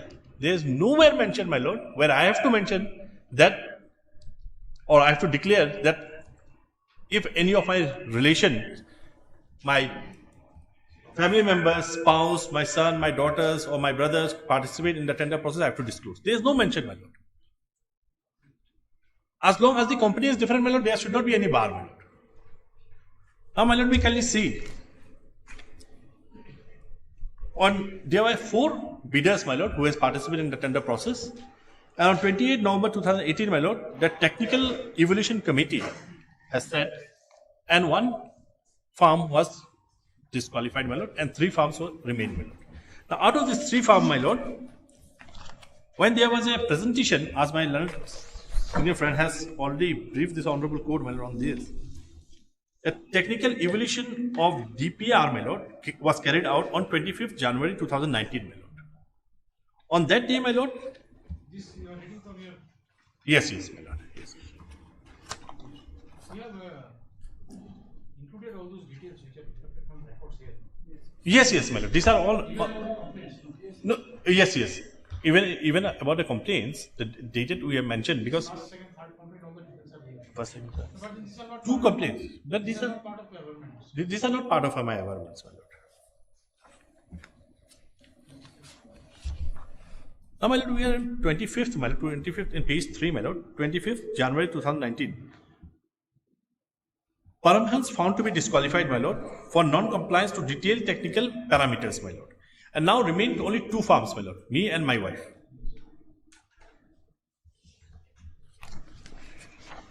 My lord, on 5th February 2019, my lord, financial bid was opened in presence of the DG of Assam Rifle, my lord, and my firm was L1, my lord. On 12th February 2019, my lord, there was a complaint made via MAJ, my lord, by a 3rd firm who was disqualified, my lord. Why they was disqualified? They was not found to be, my lord, technically, they could not clear, my lord, the technical DPR, my lord. If it was, my lord, their case that they was illegally removed, my lord, they could have definitely approached this honorable court. Forget about that part. See, we are not on.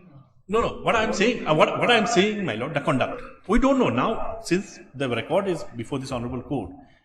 That is why I am just submitting, my lord. This is not part of my averments. But what I am saying is this, my lord, that if they think that they was really disqualified in an illegal process, my lord, they could have, my lord, approached the honorable court to set aside that process, my lord. Complaint is written there. It is there, right, my lord? No, but my lord may kindly see, they have filed a complaint after he was disqualified. Now, on 18, my lord, tender committee chair by DG recommended awarded contract to the petitioner, since I was the L1, my lord. On 20th February 2019, my lord, offer letter was given to me, and a petitioner was asked to furnish security deposit of 1,12,78,800 rupees, my lord. Accordingly, my lord, I have deposited that on 21st February 2019, my lord. On 22nd February, my lord, supply order issued by DGR to the petitioner, my lord. And my lord, it was directed, my lord, that the work should be completed by 22nd August 2019, my lord. Within 6 months. That was the tenure of completion of work, my lord.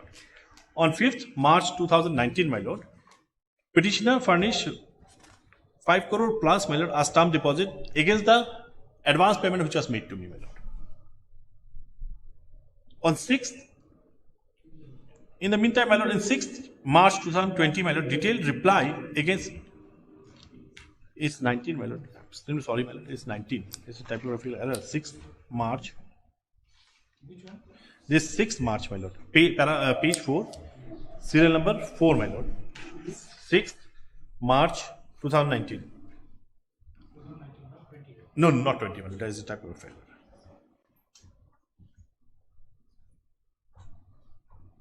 Well, on this date, my lord, detailed reply against first complaint forwarded to MHA by DGAR. So, my lord, DGAR has dealt with the first complaint, my lord, and there was no action thereafter, my lord. These are not part of it.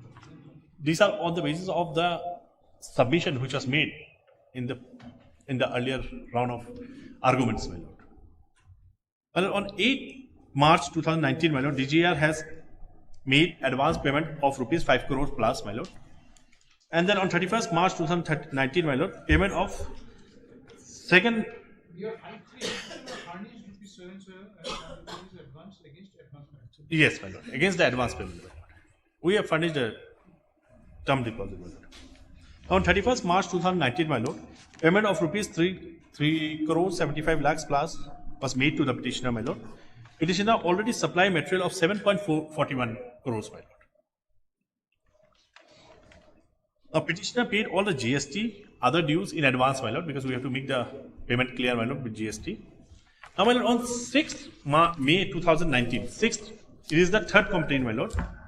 6th May 2019, it will be third complaint, not second, my lord, since we were not aware of second, we were not aware of that, my lord. And last time it was not pointed out also, my lord, it will be third complaint. On the last round, the YouTube we can check. Third complaint filed by Paramhans, my lord, through MAJ again, my lord. Now on 9/7/2019, my lord, details. Your compilation doesn't contain details about second form. Yes, we don't know, my lord. That was not there, my lord. Now, my lord, on 9/7/2019, my lord, details reply against the third complaint was given to the MAJ by the DGAR, my lord. On 21st August 2019, my lord, letter from MAJ for further explanation sought from DGR. On 12th September 2019, my lord, explanation submitted by DGR, my lord. No further comments sought from MAJ.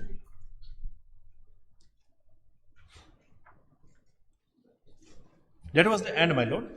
Now, my lord, we can see on 21st 10/2019, my lord, letter for extension of time was issued by DGR, my lord.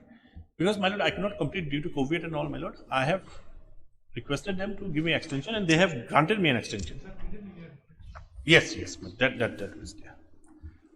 On 11 November, my lord, 2019, petitioner submit final drawing of CISR to DGR for approval, my lord. Same was approved, and the petitioner accordingly carried out the work, my lord. My lord, 3rd 12/2019, site was handed over for construction. At that point of time, my lord, all the 3 complaints was there with them. And in one of the complaints, they have disclosed that I have a relation with the last bidder, my lord. On 25th February 2020, my lord, notice issued by DGAR for violation of CIPP, my lord. That is Appendix L. I have taken, my lord, to only has to confirm, my lord, whether we are husband and wife or not. Petitioner asks to confirm his spouse relationship with the proprietor of GSG Associate, my lord. And we have clarified, my lord. On 29th February, my lord, petitioner confirm it, my lord. Wife, sorry, my lord, is the wife who has confirmed it, my lord. On 2nd March 2020, my lord, we have also clarified, my lord. And we have admitted, that is an admitted position. I cannot, for one walk, my lord, I cannot leave my wife, my lord. On 17 March 2020, my lord, show cause notice for termination of contract was issued to me for violation of Appendix L, my lord. Now, they have not mentioned in that, my lord, what is the exact violation, but they have mentioned that Appendix L. Accordingly, my lord, on 17/4/2020, my lord, we have again prayed to extend the time to reply, my lord, and detailed show cause reply was submitted on 24th May 2020. On 27 May 2020, my lord, impugn order for termination of contract issued by DGAR, my lord. Now, my lord, may kindly see, not only the contract was terminated, but I was blacklisted. And blacklisted was for indefinite period, my lord, indefinite period, subject to review of the blacklisting, my lord. And that is after 2 years. Now, my lord, we kindly see, they have also filed a money suit against me. It was not reviewed after 2 years. No, my lord, it has not reviewed. We have approached, my lord. It is continuing. It is continuing. This is an admitted position, my lord. The matter is pending, man. We have not taken a decision. Anyway, it means like he's still Blacklisted, my lord, blacklisted. And now, my lord, they have also gone ahead by initiating a criminal proceeding against of me. And this honorable court, my lord, in the motion stage has stayed that proceeding, my lord. Now, on 17 February 2022, my lord, a fresh tender was floated for the same work. And subsequently, it was cancelled, my lord. Now, my lord, on September 2023, DGAR has decided to scrap the project, my lord. My case is in a very limited scope, my lord. Is this whether that blacklisting and cancellation of the contract was legal or not? Because my wife has participated, and now a new ground has come up, my lord, where my learned senior has submitted that the quoting was, the range of quoting was so small, my lord, or it was so marginal, that is why the doubt has been created. But that has not been mentioned in the show cause notice. Collusive. Yes, but that is not a ground in the show cause notice. That remains that your relationship Is not denied. relationship. Yes, by itself. Correct, my lord. That is what my lord has to decide. Depends upon the interpreting that your What relationship? appendix L. Appendix L, my lord.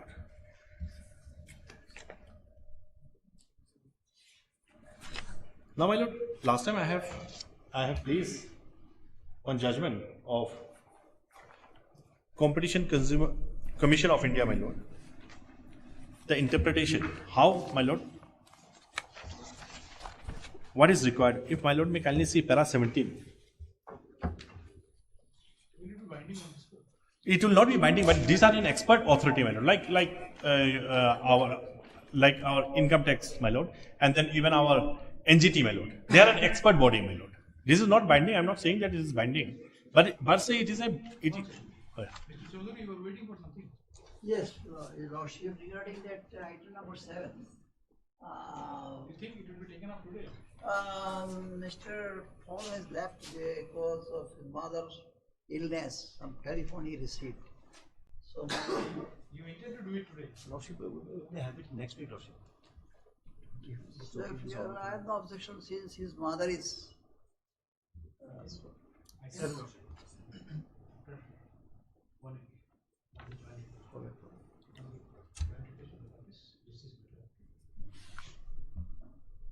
Next week, Lordship. After a week, you say. All right. Okay.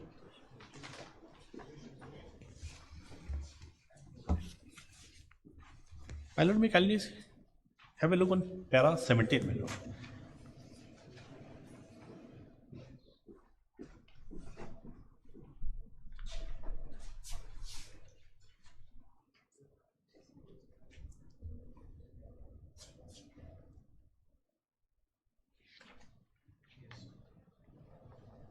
So, my lord, it is very clear, my lord. It is not only that doubt, my lord. Allegation is This paragraph deals with that particular clause. yes, my lord. It says, my lord, that it is further observed that as per the past decisional practice of the commission, such allegation and instance has been found to be insufficient to even prima facie establish contravention of the provision of section 3 of the act. The commission in so and so mere commissionality of directors or ownership of practicing firm in itself is not sufficient to record any prima facie conclusion about bid rigging in the absence of any material indicated collusion among such bidders while participating in the impugned tender. My lord. So where is the collusion, my lord? What is the material which was before the DGR, my lord? But that cannot be a material, my lord. That should be a material, prima facie material, which should be before. But then, was it dealing with that clause there? Particular. Because my lord, just now also my learned senior has pointed out that the marginal was so small, that is why they have a doubt. That was not in the show cause. The show cause is violation of Appendix L, my lord. Appendix L doesn't deal with this, my lord. Now, they says it was there in their mind that the rate was quoted in such a manner, they have doubted on that. Whether that doubt was expressed in the show cause, that was not expressed, my lord. No material. Because if, my lord, may kindly come to page 42, my lord.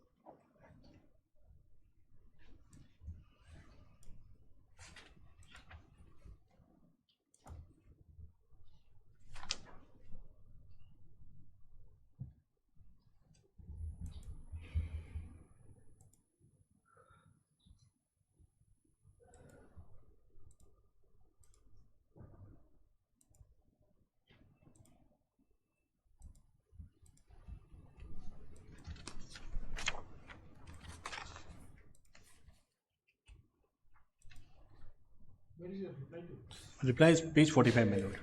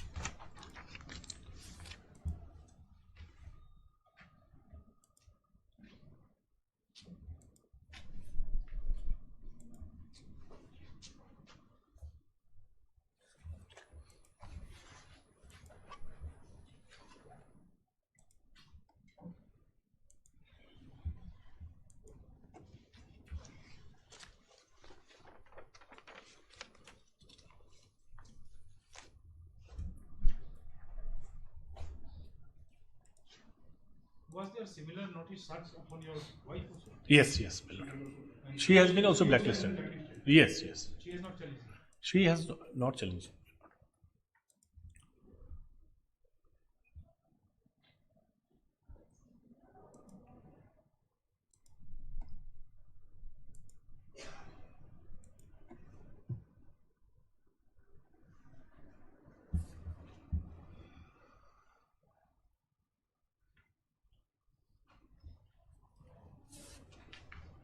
What is the finding on this? The finding is on page 50, my lord. Letter dated 27 May 2020.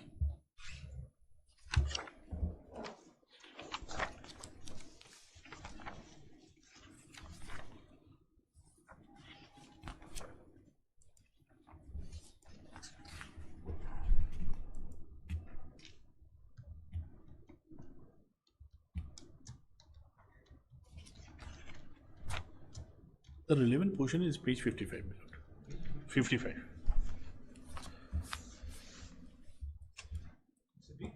It's a big order, it is. These are all acts which they have copy pasted.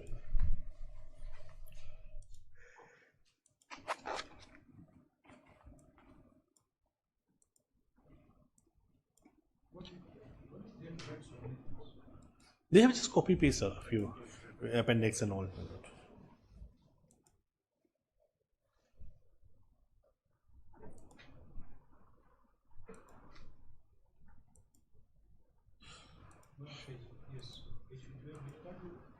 Therefore, notwithstanding the fact that some of the part of the contract work has been underway and supply of some stored payment made to so and so, etc., Messrs. Lamante Enterprise cannot be permitted to continue with the contract in question, and I have to, thus, without any discretion, terminate the contract at the stage of execution without any financial. This is the operant part of it. Yes, this is the operative. The findings that you have violated the financial aid. Page 50. Yes, yes. Where is? Page 53, my lord. Page 53. Yes, my lord. Para 6.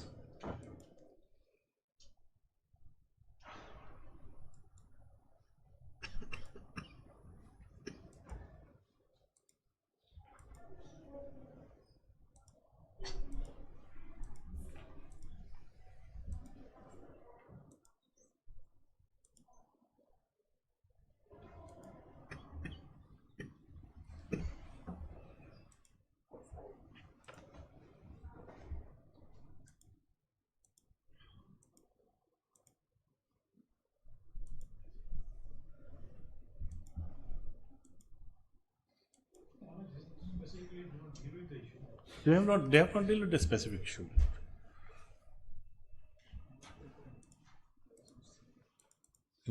About the price of similarity and all, they have not mentioned anything, my lord. Now they are just trying to come over the hurdle by placing those facts, my lord.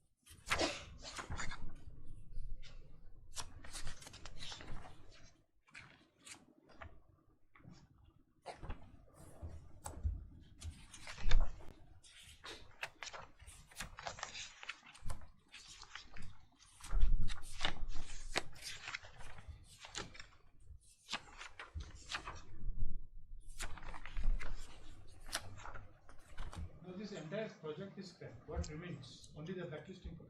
Blacklisting part, my lord, and my lord, recovery, my lord. That I will file a suit, my lord. That will remain that one, but then. On the last occasion, if I can recollect properly, my lord, I have not seen the YouTube, but if I can recollect properly, my lord, senior counsel has submitted that he will take an instruction that they will review the blacklisting. That part he has not apprised this honorable court. Because this is a stigma, my lord. Now, just a minute, before my learned senior apprised about that issue, my lord, one more thing, my lord.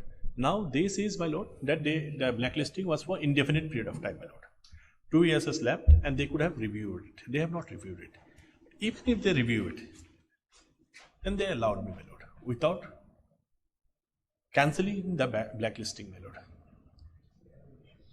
It is another 3 years, my lord, I cannot participate in the tender process because any tender, my lord, they seek a declaration or undertaking that whether I have been blacklisted in last 5-year term.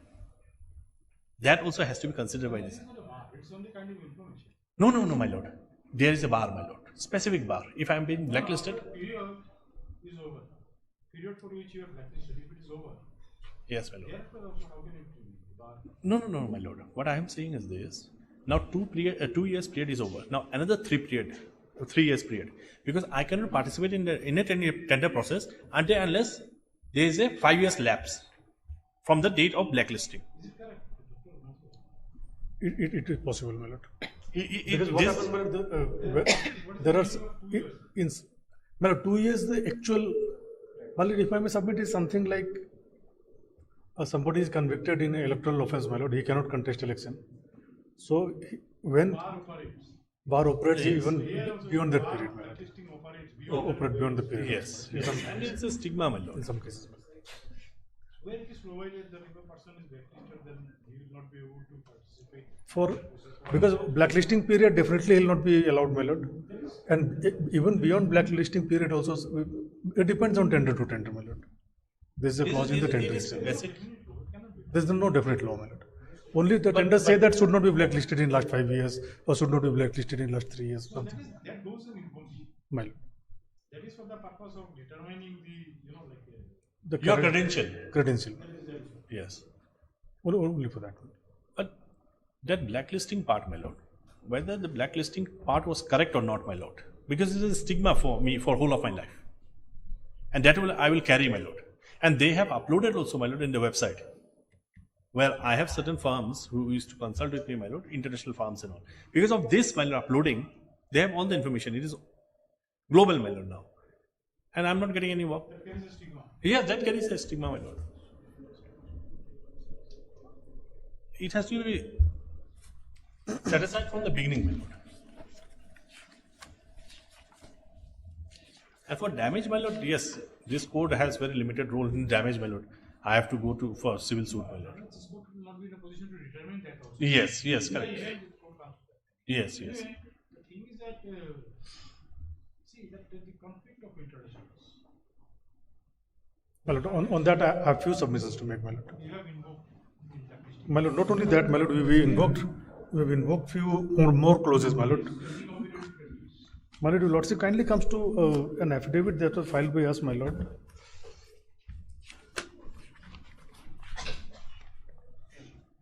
In the month of June 2020, my lord.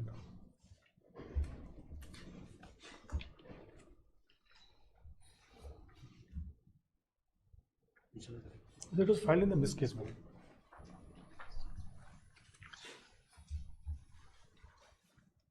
Preliminary objection. Miss case number 104. We filed a reply in that. This case was for? For stay, my lord. In that we filed our reply, my lord.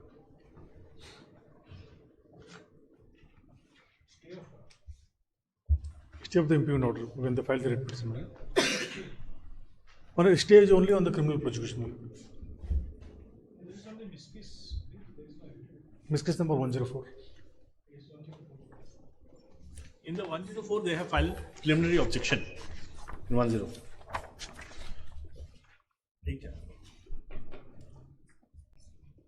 Whatever you stated there is not the main affidavit.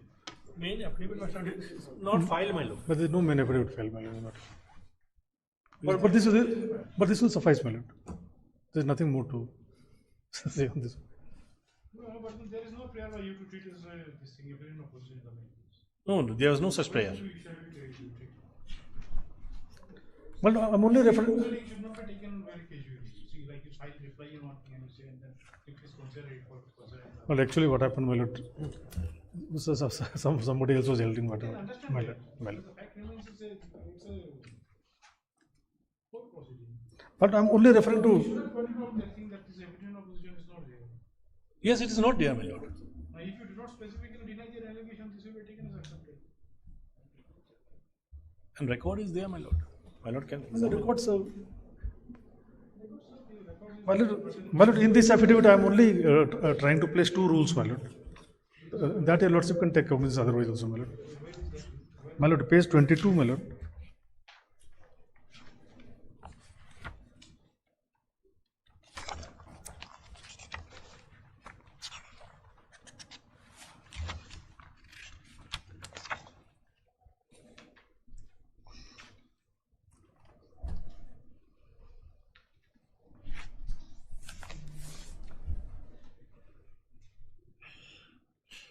One 151. 175, my lord. But these are the general financial rules, Ministry of Finance Department. My lord. Rule 175, 1, Code of Integrity. No official of a procuring entity or a bidder shall act in contravention of the codes, which includes prohibition of so and so, my lord. Subclause Roman 2, my lord. Disclosure of conflict of interest. On the other side, my lord. Yes, disclosure of Conflict of interest, on the other side. my lord. Other column, my lord. In the other column, Small 2, my lord. Now, what do you define as conflict of interest? My lord, I'll point that out. I'll point that out from the Act, my lord, from the Competition Act, my lord. My lord, before that, my lord, lordship kindly, so since the affidavit is with your lordship, my lord, page 23, my lord.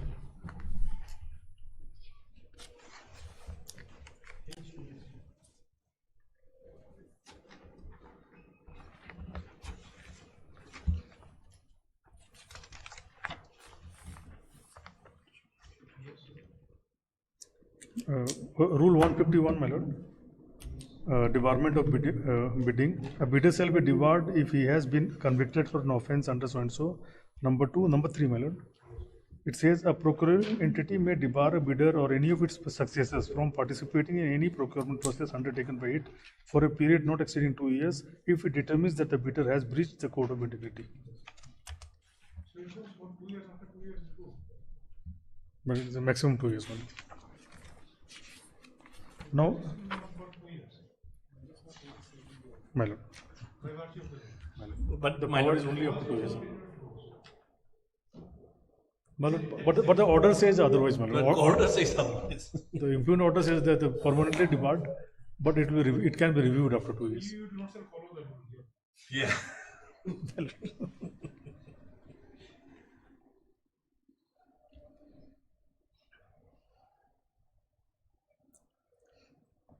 And that issue also then stands solved by operation of this. 151. You can simply hold that because of this order of blacklisting doesn't survive after 2 years. No, that is an admitted position. The rule is in my favor, my lord. But here, my lord, I am not only harping on post 2 years, my lord. I am harping on the initial 2 years. Very order. You see, you are impugning this very order by which you are blacklisted. Yes, Challenging it. I am challenging this. Now, what is that thing that conflict of interest? My lord. Page 26, my lord. On the same affidavit, my lord. No, that is, you said that there is something. Yes, my lord. When you get a page, My lord, page 26 is another rules, my lord. On the same affidavit, my lord.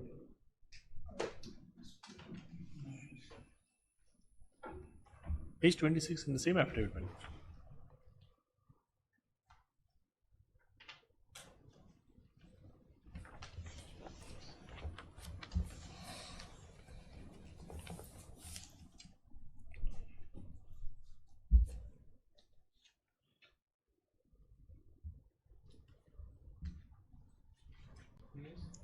My lord, this is Manual for Procurement of Goods 2017. My lord, it says, my lord, Roman 9, my lord, conflict of interest among bidders, agents. Serial number D. It says, my lord, a bidder shall not have conflict of interest with other bidders. Such conflict of interest can lead to anti-competitive practices to the detriment of procuring entity's interest. The bidder found to have a conflict of interest shall be disqualified. A bidder may be considered to have a conflict of interest with one or more parties in this bidding process if they have a controlling partner in common, they receive or have received any direct or indirect subsidy financial stake from any of them, they have the same legal representative agent for purposes of this bid, or they have relationship with each other directly or through common third parties that puts them in a position to have access to information about or influence on the bid of another bidder.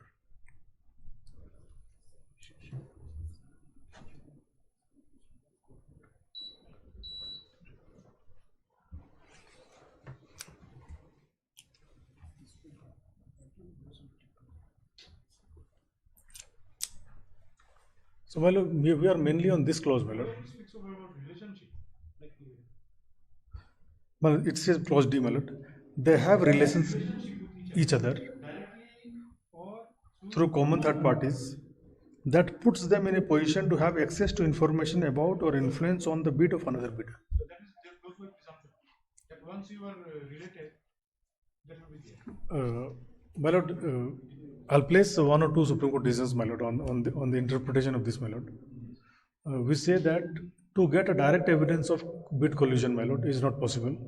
From the circumstances, it has to be gathered whether any bid collusion was there or not, my lord.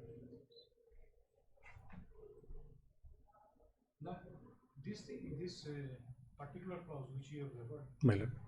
it says that if the bidder may be considered. It's not that it shall be, it's not a mandatory. Bidder, so means the facts and situation also has to be taken into consideration. If you have to come to the finding. That 9, My lord. clause 9 which you were reading just now. 9D, my lord. They have relationship with each other. Before D, my lord. A bidder may be considered to have a conflict of interest with one or more parties in this bidding process if. Yes. So there is not binding that just because somebody is related. You should Yes. Simply being related, my lord, clause be supplemented by. Now definitely that is your discretion. We are not saying that this. But then just what we are. My lord, the qualification is, my lord, that puts them in a position to have access to the information about or influence on the bid of another bidder. If I and Mr. Dey is participating in a tender, my lord, for some empanelment as a lawyer, if I know how much price he is quoting, my lord, and he knows how much I am quoting, that will. But if you don't know, my lord. How do you presume that you have knowledge of it? Who is the finding? My learned senior is arguing in a point. There is no finding in the order. Can he bring something from his pocket and please it? Definitely we'll go to the order. Yes, my lord. To determine what is the finding.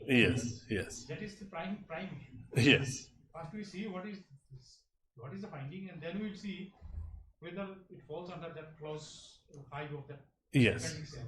Correct, my lord. And another 3 and 5 of that. 3 and 5, appendix L, my lord, yes. So we have to see that there is a finding here. My lord. My lord.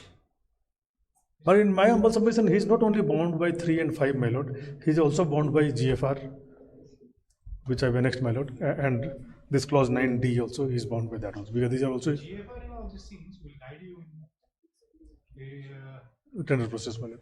in your proceeding, how you take it. My lord. Appendix L. The thing is that say suppose you issue him a short course regard to certain thing. Can you travel beyond that? Yes. That is the issue, my lord. My lord, but the order deals with this aspect, my lord. That is where the order is such a big order. You have to find out. I was trying to find it out, but then I could not get anything specific. It is there, my lord. It is not there. Some reference is there, my lord, to that. Some reference. I think the problem is that if things are not treated properly in the petition, it becomes very difficult for the court to remember things what is where. You see, you have to go here. My lord. My lord, in my humble submission, my lord, at this time in this matter, my lord, because your lordship kindly comes to the operative part of the impugned order, my lord. There are 5, I think, conditions, my lord. If I may just take your lordship to that, my lord. Page 55, my lord. 55 or 58? 55. What is the status of this case? It is still pending. This case is pending.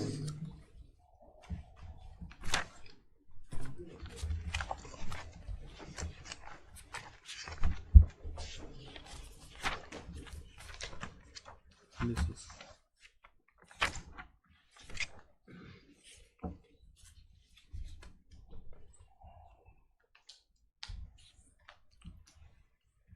Page 55. My lord. So, my lord, clause, first is, my lord, that the contract is terminated. Second is, my lord, that advance money was paid to him, so that should be recovered from him. That is second, my lord. Third is that whatever his goods are lying in the site, that will be kept in the safe custody, my lord. Some cement and all that was, my lord. Fourth is debarment, my lord, for 2 years, for review after 2 years. Fourth is a criminal complaint, my lord. Fifth is a copy of order should be uploaded in the web page. That's not very pertinent, my lord. Very, very pertinent, my lord. So, my lord, out of 5, my lord, now criminal complaint will be filed with the jurisdictional police station. That has been stated by this honorable court as a motion stage, my lord. So, we have not done anything and we are not interested in doing anything, my lord, in that. As far as, my lord, the only relief in my humble submission before this honorable court, my lord, in view of the changed circumstances is clause D only, debarment only, my lord. Clause A, Deferment will, first of all, deferment definitely will lose its validity up to 2 years, my for a lord. person of 175 My days. lord, my lord.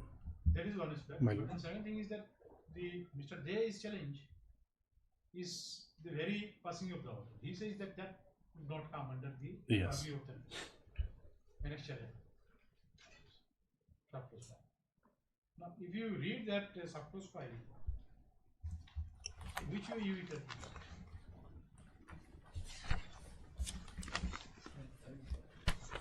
And what's that? 29. Very clear. Just read that conflict of interest.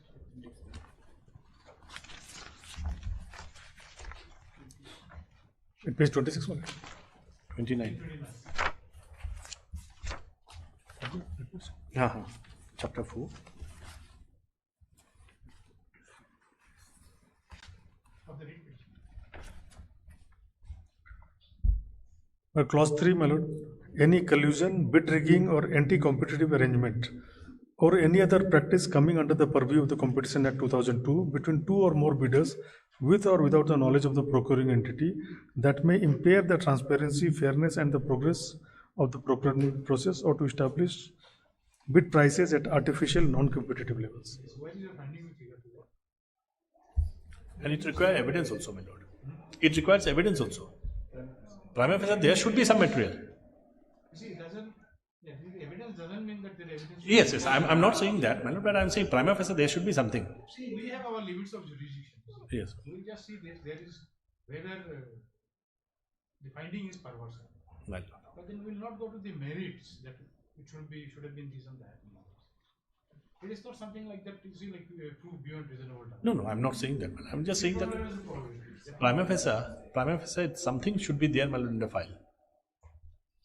The conflict of interest, if my lord may kindly see conflict of interest also, since my lord is senior You is. said you are holding some decision by apex court. My lord. But anyway, so it is fungus. My lord. This is a big anti-competitive practice. Now, if you come to your order, where is the finding on that?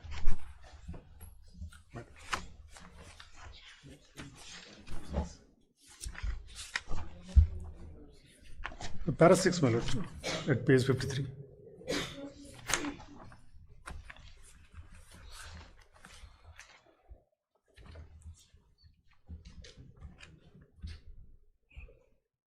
Read, my lord. Whereas with reported allegation having stood verified, it became incumbent upon me as the competent authority to examine the relevant contract documents, certificate undertaking in question in the light of the relevant policies rules being part of the bidding process, besides the true nature of such non-disclosure and resultant impact on the contract. Accordingly, upon due consideration of various aspects, it clearly emerged that the tender document, both technical and commercial bids, as well as the financial bid, clearly laid down the manner of compliance. The bidders were contractually and legally obliged under vinculum juris to furnish all correct information to qualify for the tender. The certificate in terms of Rules 175 of GFR 2017, as reproduced in para 3 above, in plain words, was to the effect that the firm would not indulge in anti-competitive practice, that is to say any collusion, bid rigging, or anti-competitive arrangement, or any other practice coming under the purview of the Competition Act 2002 between two or more bidders with or without the knowledge of the procuring entity that may impair the transparency, fairness, and the progress of the procurement process, or to establish bid prices at artificial non-competitive level, or conflict of interest, that is to say participating by a bidding firm or any of its affiliates that are either involved in the consultancy contract to which this procurement is linked, or if they are parts of more than one bid in the procurement, or if the bidding firm or their personnel have relationship or financial or business transaction with any official of the procuring entity, or who are directly or indirectly related to tender or execution process or contract, or improper use of information obtained by the prospective bidder from the procuring entity with an intent to gain undue advantage in the procurement process for the personal gain. It was followed by an undertaking stating that if at any stage any transgression of this code of integrity for public procurement CIPP, the firm shall be liable to not only remove it from the list of registered suppliers, but would be liable for the punitive actions such as cancellation of contracts, banning from business, or action in Competition Commission of India, and so on. if thus led to the obvious that the certificate of integrity for public procurement as per Appendix L of the tender document by Sri Bhupender Singh by no stretch of imagination could be assumed as accidental or inadvertent or unintentional, but an outcome of a conscious and deliberate act of falsification with full knowledge and intent to willfully suppress a crucial information which would otherwise have disqualified the firm ab initio from consideration. The necessary corollary being the dishonest intention militating against the ethics of the moral standards expected from a bidder, or conduct contrary to justice, honesty, modesty, good morals, and contrary to what the firm as a bidder owed to the society in general. And where is the specific about a bid rigging, my lord?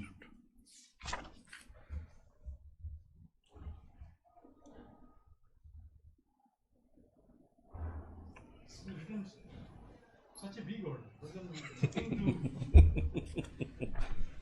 That is direct to so and so that such and such has done this, does this, and this is. No way. The entire paragraph is basically this general. the operative part is only that was the reasoning, my lord. There is only reasoning they have given, my lord. And there is a vague reasoning.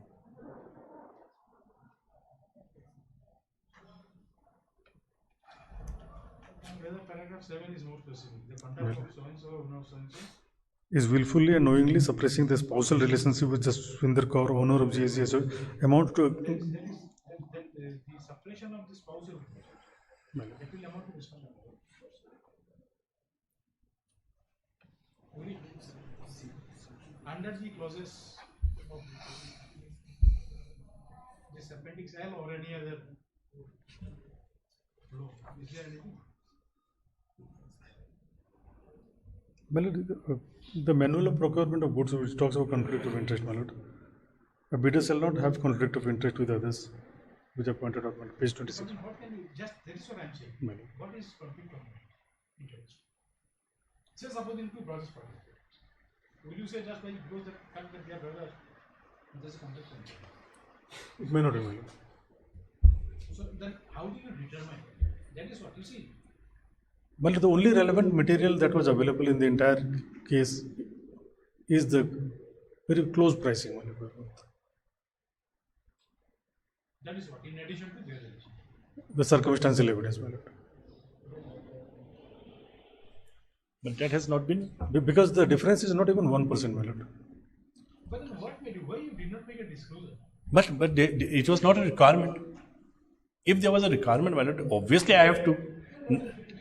My lord, may kindly consider that closeness of the bidding of husband and wife, my lord, whether that was considered in the show cause or in the cancellation order. Second thing, my lord, on being instructed, my lord, it was not considered. It was no way considered, my lord. If considered, my lord, then my lord, I have no case. Now, my lord, I could have replied that.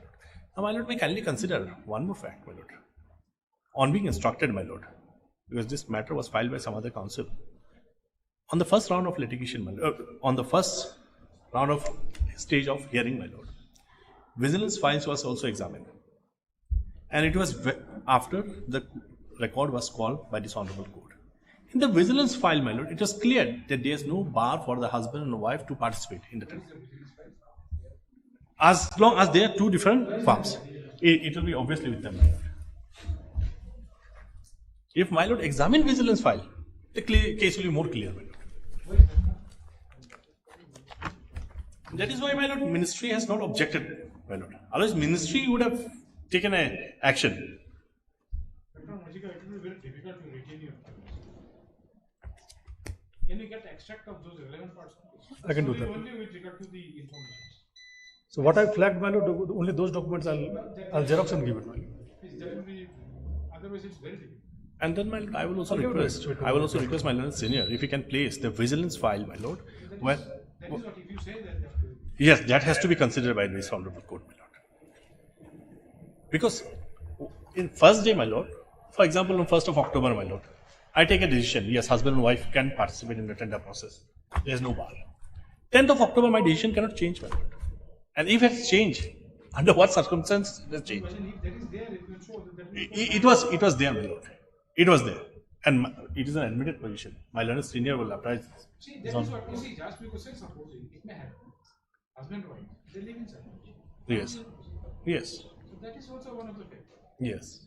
And I could have, my lord. In my humble submission, what maybe not very happily worded the order, my lord. The real intention is, my lord, husband and wife or brothers and father son can participate. They can contest the same tender, my lord. Then they contest elections also, my lord, father against son. So there's no problem with that, my lord. As long, my lord, as long as there is honesty, there is integrity in that. Now, honesty they cannot decide my honesty. Just to ensure that there is a fair process. But then what happens, you see, like, people take it. That is why you have to come up with solutions. My lord, if Lordship kindly once again comes to Appendix L, my lord. What it says, my lord, Appendix L, my lord, page 29. It says, my lord, I.V. hereby solemnly affirm and certified that I.V. will observe the highest standards of ethics and will not indulge in the following prohibited practices either directly or indirectly at any stage during. So, my lord, the main overarching is that they will maintain the highest standard of ethics, my lord. That is what is expected from honest business. My lord. Now, but then say supposing disclosure is not made, then if some legal action is taken because of non-disclosure, My lord. then law comes in. My lord. Here you cannot take a moral decision. You have to take a legal decision. Your decision cannot be based on moral values. My lord. Viewing department. My lord. You have to go by. Because here, anti-competitive practice, my lord, that is the actual clause which hits them, my lord. Clause 3, my lord. The other part, the only thing is that blacklisting part, which is the main thing, which remains the main issue. My lord, what? See, that is what now your department is not basically ready to review it. That was otherwise they can recall that all. If they recall it, then we can definitely close the matter without going into other details. Saying that it will be open for the future. My lord, what I can concede, my lord, 2 years debarment is over, my lord. So now they are free to, my lord, that much observation lordships can give that will not be. That is okay, but then he is not happy with that, so you have to give a back. But then My lord, that debarment will not be taken as a disqualification for him, my lord. That much can, we have no problem. If that is observed, my lord, I will take instruction from my client. But then, see, right now, see, like if you want adjudication on merit, you have to give me those. See, it is very difficult. I'll give, my lord. And then what Mr. Day said, Yes. that vigilance file. Vigilance file is very important, my lord. Vigilance file is here, my lord. But vigilance file I have not flagged it, my lord. No, but the part where he says that. But what he wants, my lord, I don't know the vigilance file. Okay. I can just assess. After the court, we can sit and see. Just point it out to them. But if prepared, please give me those. Yeah, I will take. At least take instructions, then we will not take up that entire exercise. You see, you do not have an affidavit here. We have to go to your this case to see the rules. My lord, we lordships give it to. My lord. If there is no evident opposition, then you have to presume whatever is ever made in the thing is correct. It's true. If you go by law, there is no denial. And they have never said also that I will. They consider. Silence means admission. That is what the law is. Why you have chosen not to file an affidavit? Very strange. Well, actually, what happened, the earlier DSG was handling the matter at that point of time. I Then, can understand that, but then after you took over, then it was COVID period, my lord, that time, you 2021. argue without an affidavit. 20 and 21 went in COVID, my lord. And now at this stage, it's too late to file an affidavit also.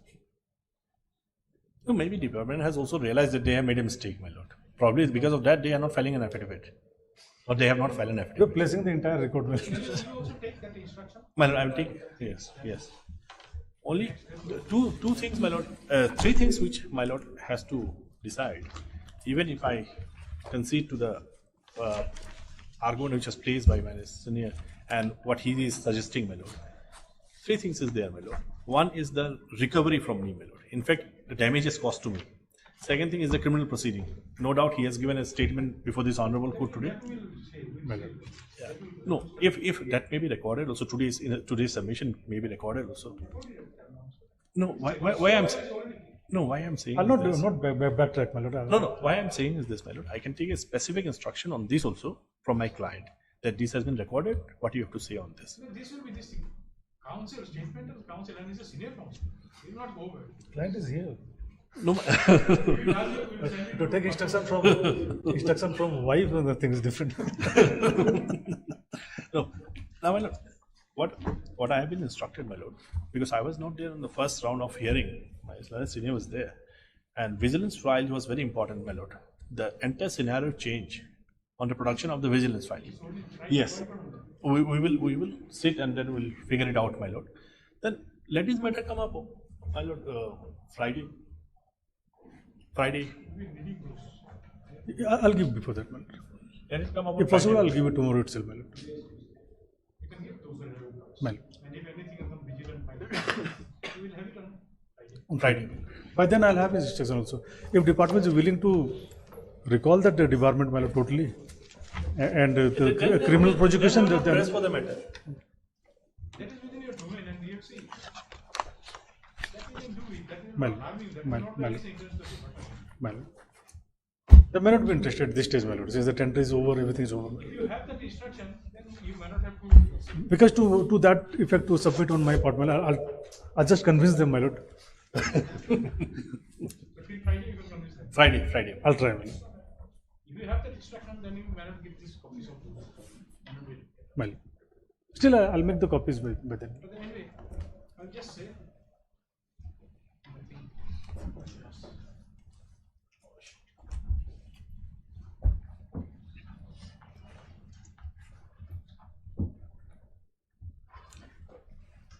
Just say hard. Should I say punishable petitioner? Also, doctor.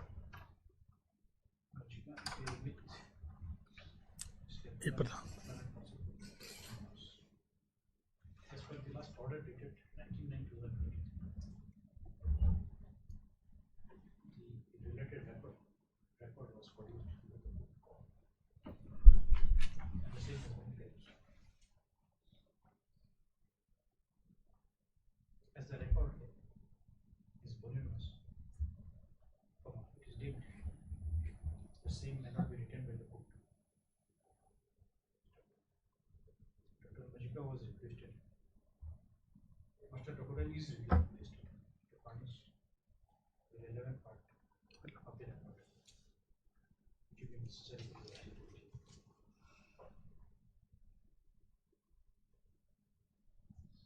Dr. Majika is requested to furnish the extract of copies. Copies? Copies of relevant part of the document, which will be necessary for the just and proper retribution. My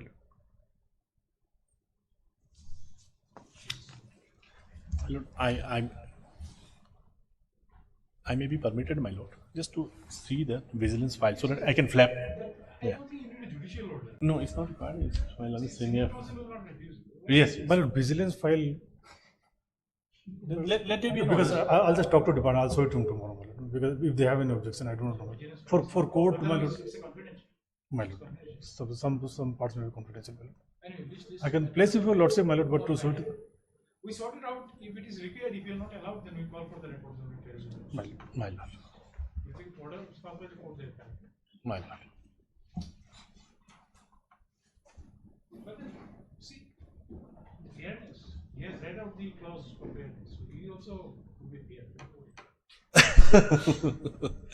From last 2 years, my lord, he has shown his fairness, my lord.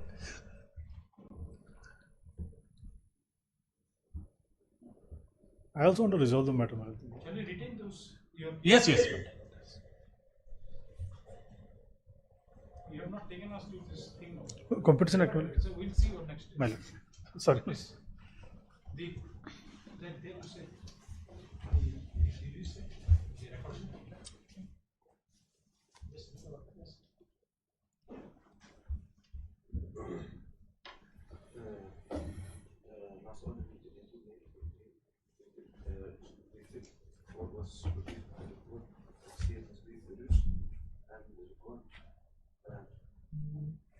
You do one thing, anyway, we'll just type the thing or type the order, we'll see it later. Just in the last part, you said the record has been returned to the. Well, The record produced by the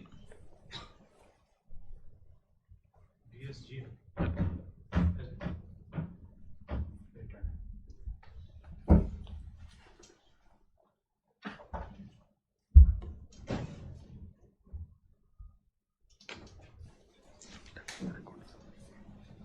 It's good. We are almost set for the food. I don't know. Thank you. Obliged.